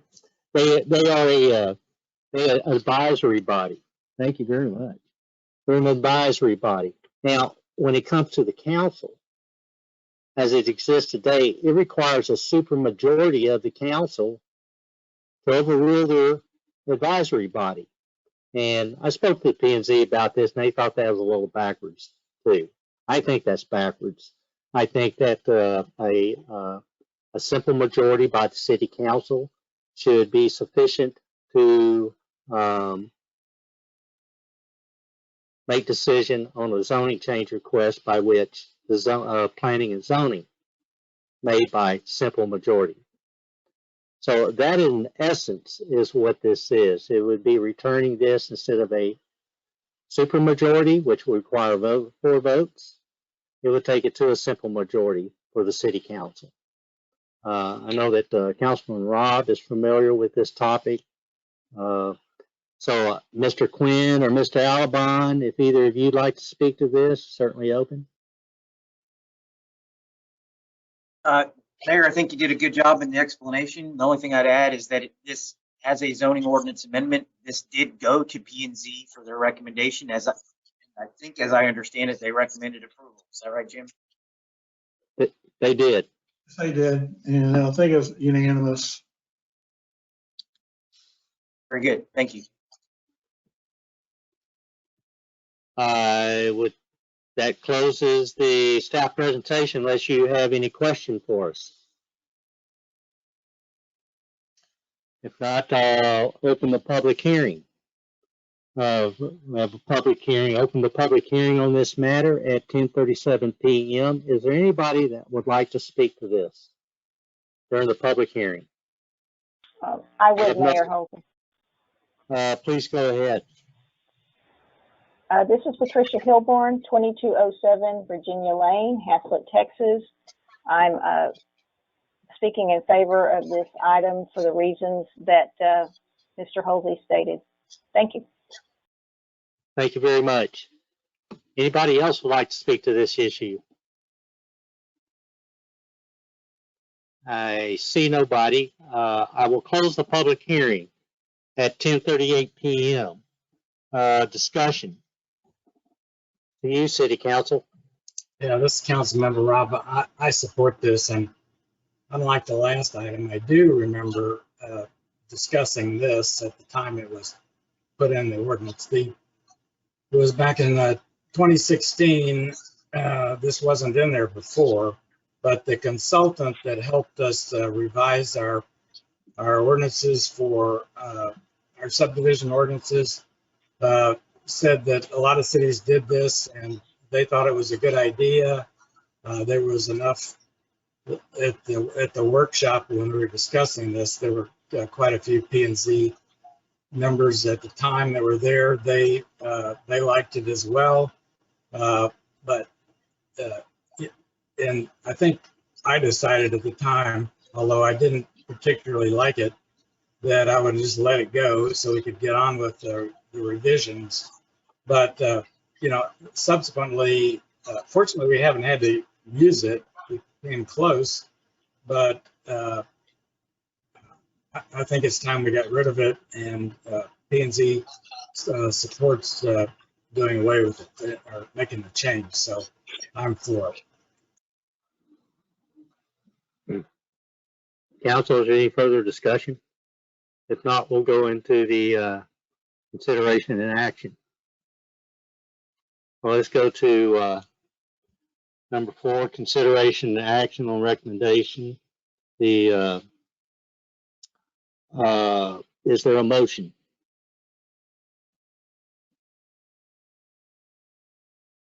So this is Councilmember Robb, I think I can make a motion just to approve ordinance number 020-2021. Is that not correct, Rob? Yes, sir, that will work. Okay. Motion is made. I'm sorry, someone's going to speak?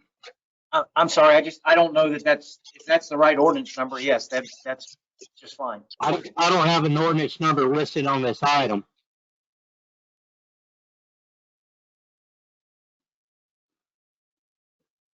Do we have a snafu here? Is there something in this, what ordinance? Oh, it's the local government code.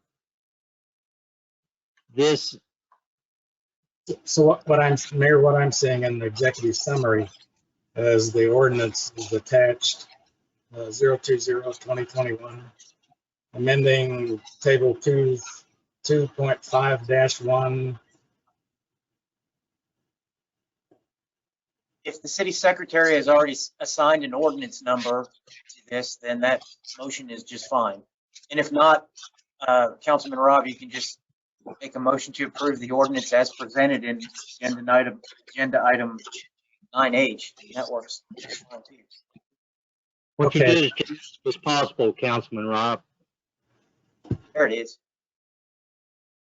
This is Mayor Pro Tem. I'll second that motion. Okay, motion is made and seconded. I'll call a roll call. I'll call for the vote. Roll call. Mayor Pro Tem, Aye. Councilmember Rob, Aye. Councilmember Nahira, Aye. Councilmember Clark. Aye. Motion passes 4-0. Councilmember Ricketts absent. Thank you, council. Our next items, consider an act on proposed escrow agreement between TM Sweetgrass LLC and the city of Haslet to pay for developer requested change orders to the Alliance Texas Haslet Accessibility Improvement Project related to the Sweetgrass development. I think that's Thad or Rob. Is Thad with us or Rob? Either one of you.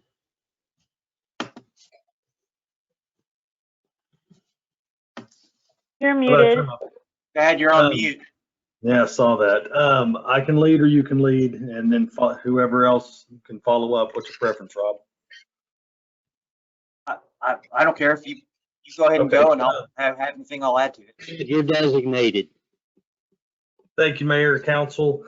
This item is being brought forward as the roadway was being, designed in the beginning. We did not have Sweetgrass or other developments that were butting up against it. The developer of Sweetgrass has noticed that some minor adjustments to water and sewer stub outs and the opening that is adjacent to the development being relocated would benefit the subdivision as far as traffic flow and access, and is willing to pay for that change order so that, again, that it benefits him. He should be required to pay for that as opposed to the city. And this is the mechanism that would allow for that. So this change or this escrow agreement would require him to deposit $78,000, which is the estimated cost of those improvements plus the design. And again, the city would hold that money and then move forward with that change order with Zachary Construction. If the project were to go over, the developer would be required to pay that difference as well. I'll answer any questions you may have.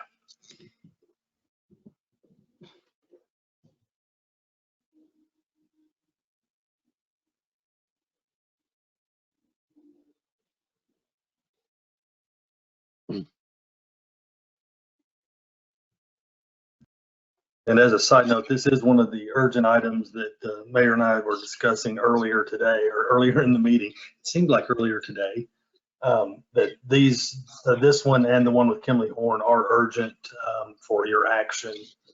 This one, because as the project advances, there will be an opportunity missed for this to occur at this cost if council does not approve. But it is your decision. Council, Gary Halsey, Mayor Gary Halsey, I'd recommend you approve this. And if you're so inclined, you could probably just make a motion to approve the escrow agreement between Sweetgrass LLC and the City of Haslet as presented on item 9I.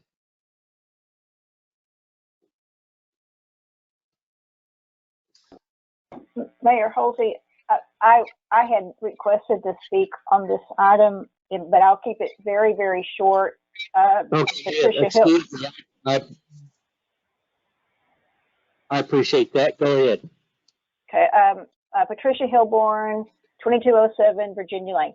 I wanted to also say that I hope you will approve this. This is just another critical thing that we need to do to keep all our ducks in order for Haslet Parkway and also for Sweetgrass. So thank you. Thank you, Ms. Hilborn. Council, it's yours. This Councilmember Rob, I also support this. And I'm willing to make a motion when you're ready. Please, go ahead. I move that council approve the escrow agreement for Sweetgrass as presented in item 9I for tonight's council meeting.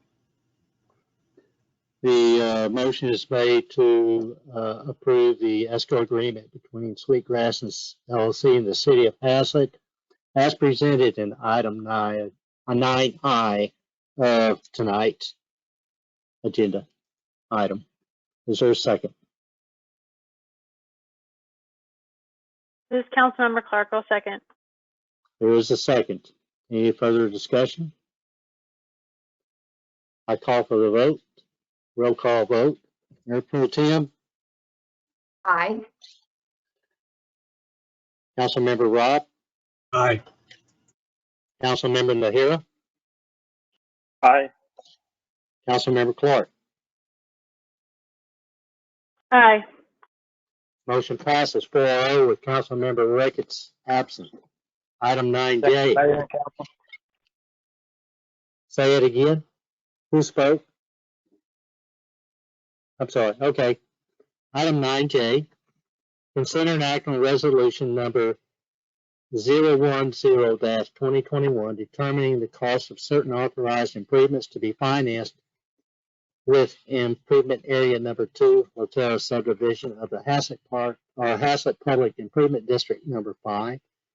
Approving a preliminary amended and restated service and assessment plan, including a proposed improvement area number 2 assessment row, directing the final or filing of the proposed improvement area number 2 assessment row with the city secretary to make available for public inspection, noticing a public hearing for September 7th, 2021.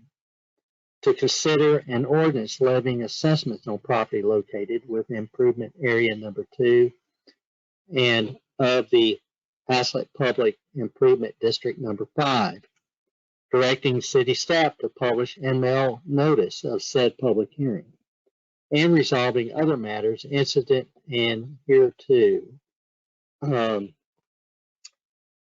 This was, I'd like to make a comment. This was to be on the agenda sometime back, maybe a month ago, as I recall, and there was information missing from this package.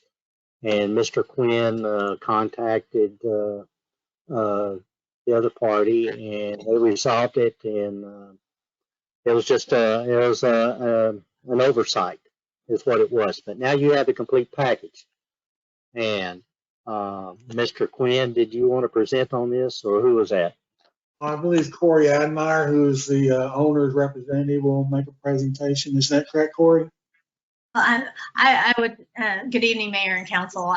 Can everyone hear me? Okay. Yes. Okay. I don't have anything to present. I'm here to answer any questions. And I know you've got your PID administrator, Mary Petty, and Kyle Corsier both on here who drafted the preliminary service and assessment plan, but this is exactly the same as what we did to levy assessments against improvement area number 1 for this project. And we are just moving quickly and getting ready to finish out improvement area number 2. I'm happy to answer any questions that the council may have, especially from new members about this process. Very good. Mayor and Council, this is Mary Petty with P3 Works, 9284 Huntington Square, Suite 100, North Richland Hills, 76182. We are your PID administrator for this project.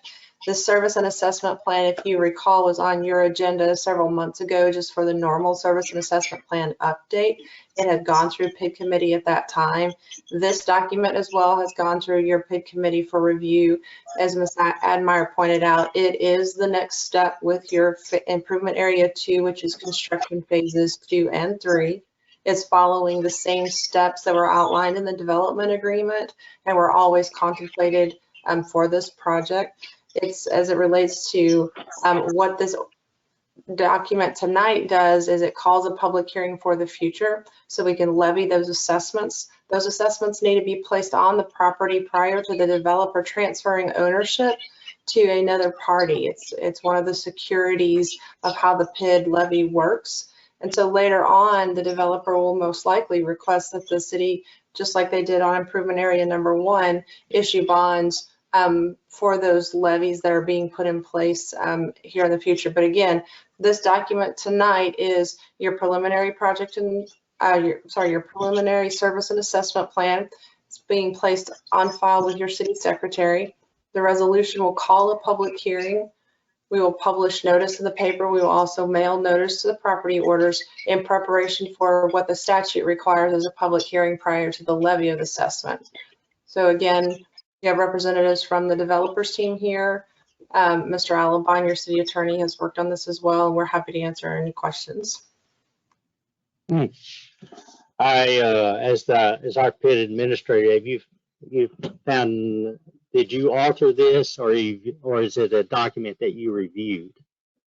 This service and assessment plan is a document that I review as a partner for the company.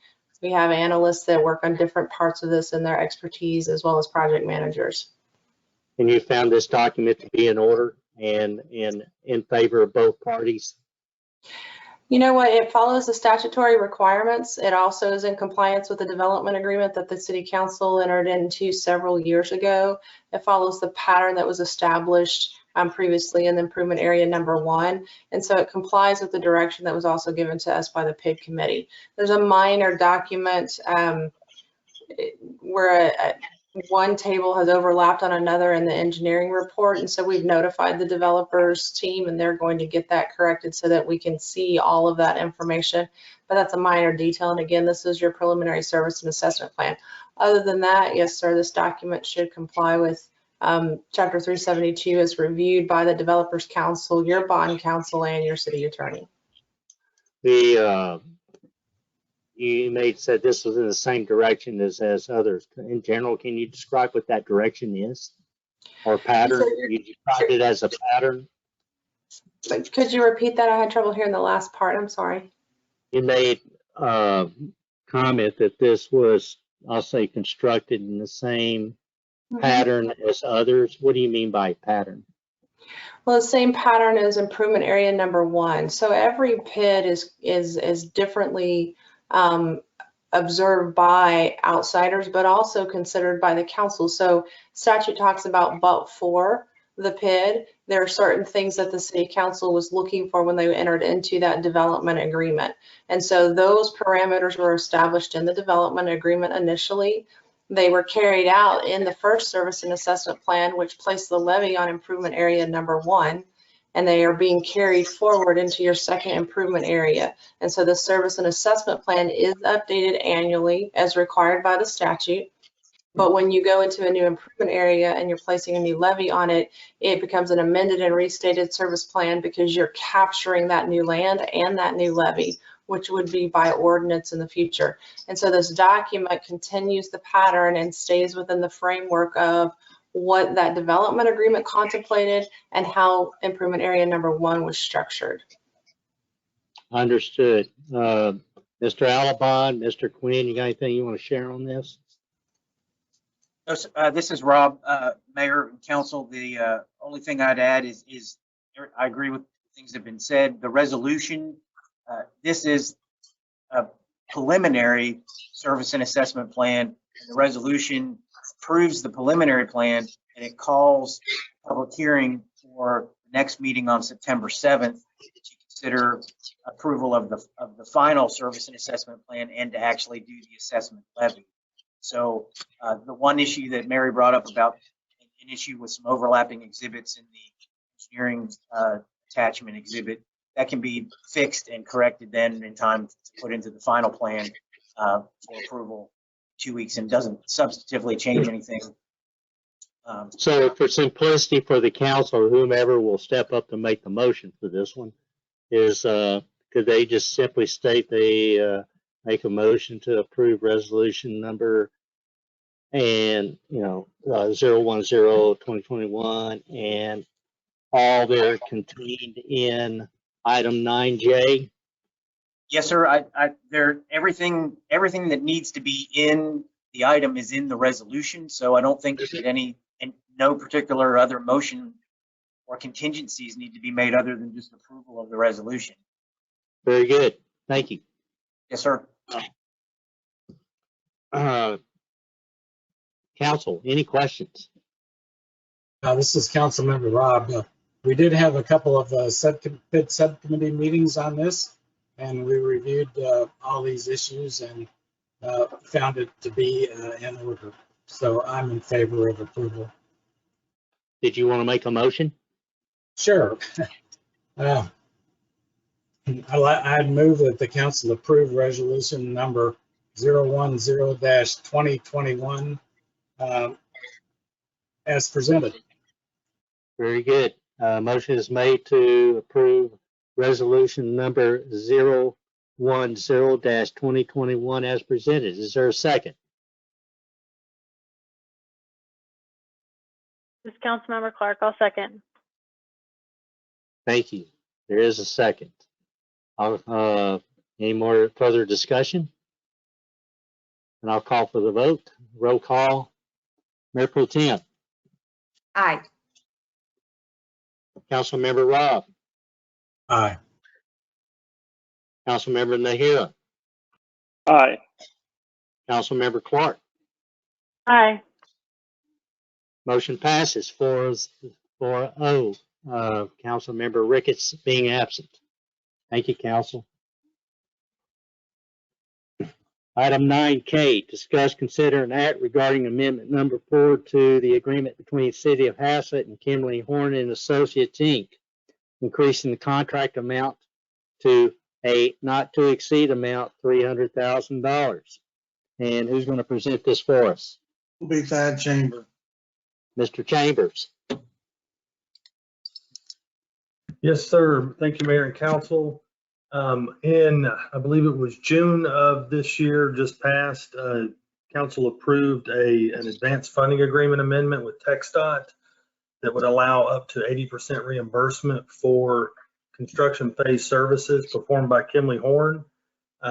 That was the funding mechanism that would stretch the city dollars. This is actually the amendment to the KHA contract to perform and actually be able to bill against that. We do not currently have a document in place. They've been doing some of the construction phase services, but without this amendment, they really don't have anything to bill against that we can send to TxDOT for that 80% reimbursement. So that is what this document is designed to do. And again, we have $150,000 allocated in the 2020-2021 budget. But again, the contract is not to exceed $300,000, and 20% of that would be $60,000 for the term. So there's a lot of room for movement in that. If there's more work, we could certainly bring it back to council, but we don't expect to exceed this contract amount. Whose coffers is this coming out of? I believe this is in the engineering department, Mayor. Jim or David, could y'all help me out?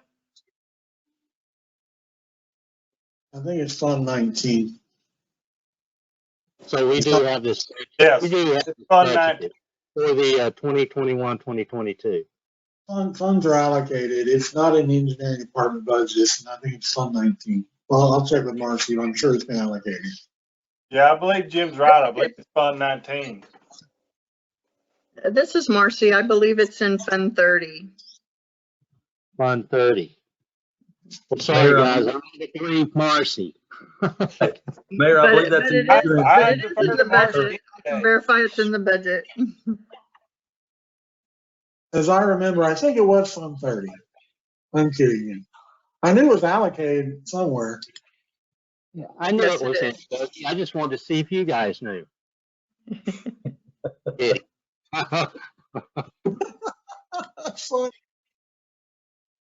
All right, then. Counselor, do you have any questions on this? Any discussion here? I'd like to make a comment when the time is appropriate. Thank you, Mayor. Is this Ms. Felborn? Yes, indeed. Well, how about that? Surprise. Ms. Felborn, go ahead, please. I just want to speak in favor of approving this. This is another one of those keep your ducks in a row things that we need to do. And thanks to our staff for staying on top of these things and getting it to the council in a timely manner. So please approve it. Thank you. I live on Virginia Lane. Thank you. Council, back to you. This is Mayor Pro Tem. I'll make a motion if there's no more discussion. Make a motion, please. Okay, I move to approve amendment number 4 to the agreement between the City of Haslet and Kimley Horton Associates, Inc., increasing the contract amount to a not to exceed amount of $300,000. Motion is made to approve amendment number 4 to the agreement between the City of Haslet and Kimberly Horn and Associates, Inc., increasing the contract amount not to exceed the amount of $300,000. Is there a second? Councilmember Rod seconds. There is a second. Any further discussion? Roll call vote. Mayor Pro Tem. Aye. Councilmember Robb. Aye. Councilmember Nahira. Aye. Councilmember Clark. Aye. Motion passes 4-0 with Councilmember Ricketts being absent. Item 9L, discuss, consider, and act amendment number 1 to the City of Haslet and Tarrant County agreement to participate in tax increment reinvestment zone number 1. Who is presenting this? Be Thad Chambers. Thank you, Mayor and Council. This is a housekeeping item.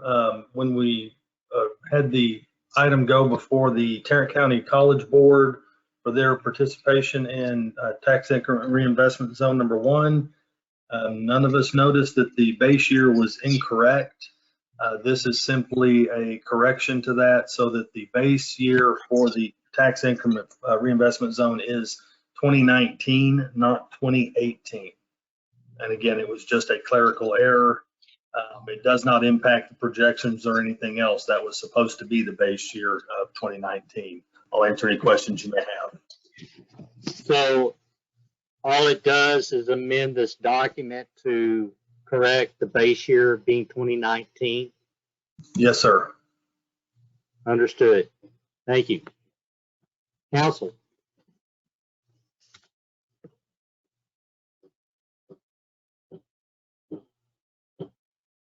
Someone make a motion. Yes, Councilmember Robb, I move to approve amendment number 1 to the City of Haslet and Tarrant County agreement to participate in tax increment reinvestment zone number 1. The motion is made to approve amendment number 1 to the City of Haslet and Tarrant County agreement to participate in tax increment reinvestment zone number 1. Is there a second? Councilmember Clark, I'll second. There's a second. Any further discussion? If not, I call for the vote. A roll call. Mayor Pro Tem. Aye. Councilmember Robb. Aye. Councilmember Nahara, Aye. Councilmember Clark. Aye. Motion passes 4-0 with Councilmember Ricketts being absent. Okay, item 10, executive session. Council, let's have a 5-minute recess. It is 11:05. We'll meet back here at 11:10. Thank you very much. Do you mean here or executive session? Well, we'll meet back in executive session. Yes. We'll meet back in the executive session at, make it 11:11 now. Very good. Thank you.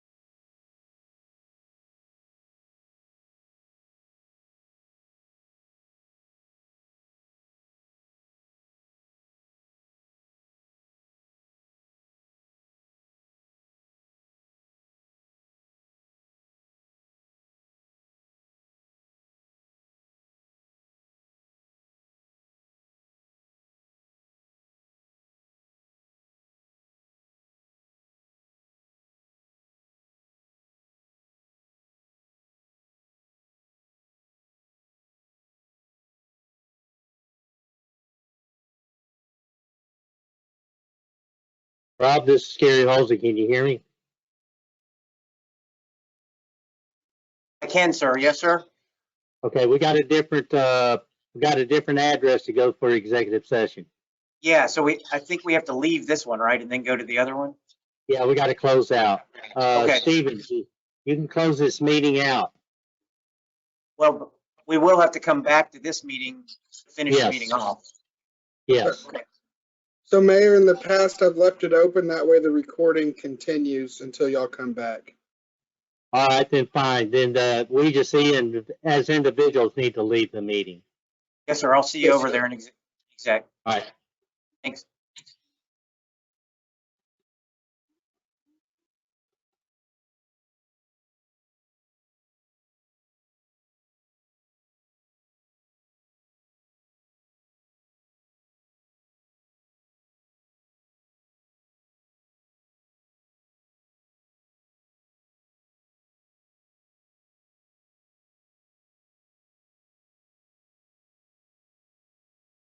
Stephen, are you still recording?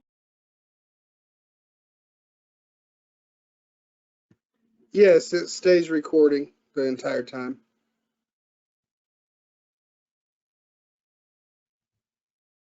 Thank you.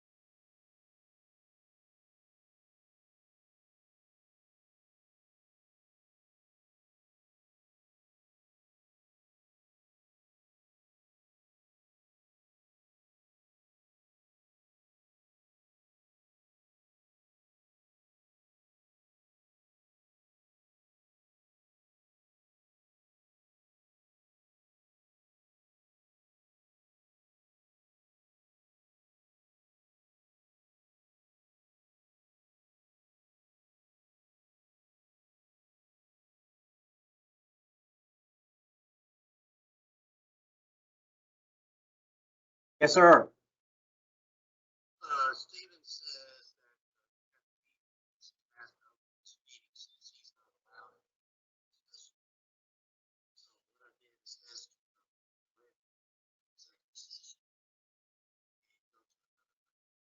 Okay. Yeah, and go ahead. Does Rob understand that? This conference will now be recorded.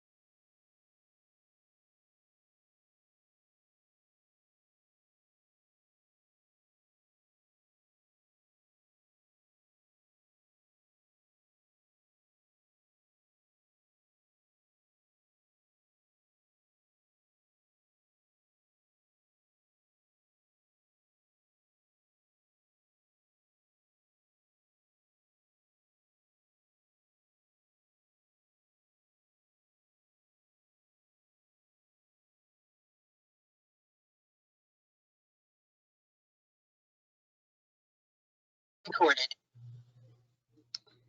Very good.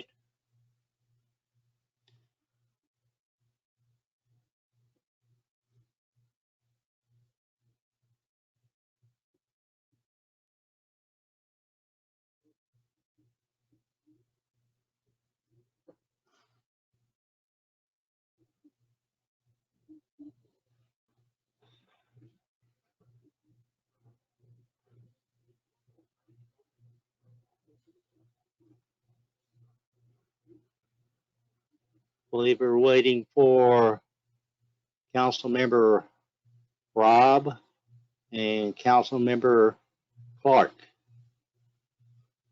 We have Council or Mayor Pro Tem and Councilmember Nahira.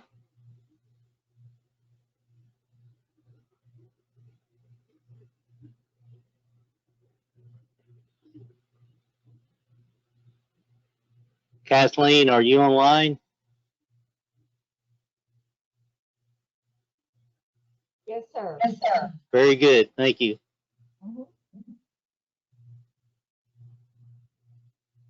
All right, we have Councilmember Clark.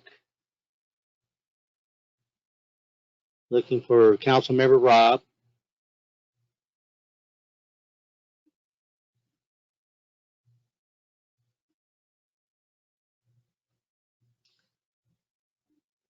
Councilmember Nahira, are you there?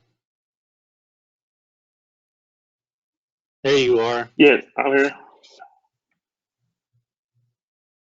Councilmember Rob, there he is.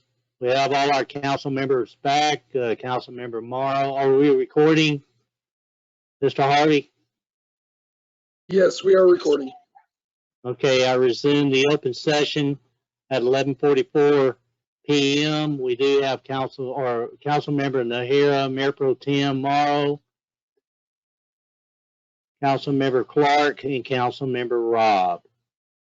And so we'll proceed. Item 11, consider and take any action resulting from the executive session. There is no action resulting out of the executive session to take. Item 12, future agenda items. Council, do you have any future items? No future items, but just any updates on the railroad crossing. Are you talking about the bridge? Yes, a bridge project that we still don't have any information on. Have we heard anything back from that? Right, yeah. We haven't either. No one wants to talk about it. But we'll get you the latest, and we'll be meeting hopefully sometime soon with COG and other folks. So noted. I got it down here. Okay, item 30. I'm sorry, go ahead. Councilmember Rob? Yeah, I was just going to say, maybe it would be satisfactory rather than an agenda item is just to send us out that information, whatever information you can determine in an email. I'll do that. Everybody's been getting their updates on COVID? Yes. And thank you for that. Member Tim Morrow, you said yes, no? From you, yes. We used to get the like the daily emails from the counties. Okay, but yes, I did receive them from you. I'd like to see if we can start getting them again from the counties as well, if possible. Mr. Quinn, are you there? I can request that. They had slowed us down considerably because we thought we were out of the woods. Yeah, they stopped doing that. They'll start it back up in both Benton County and Tarrant County, or back in full swing now. All right then. Item 13. Yes. I'd like to see some of the Haslet Parkway right-of-way agreements. I understand that there's a lot of them, but I'd like to at least see some of those that are ready presented at that next meeting on September 7th. There's a schedule been established, so the next two meetings you'll be seeing all of them. It was just okay. So go ahead. We scheduled those out. We scheduled those out so they could be managed easily. Both Thad and Rob Alabon are in agreement with that schedule. Okay, and so we're going to see half of them on that September 7th meeting, and then the other half, what's that date? You'll see a number of them on the upcoming. Is it the upcoming meeting, Thad? Yes, sir, Mayor. We've also condensed some of the actions. Rob has stated we could shrink some of those parcels down because they were in separate owners.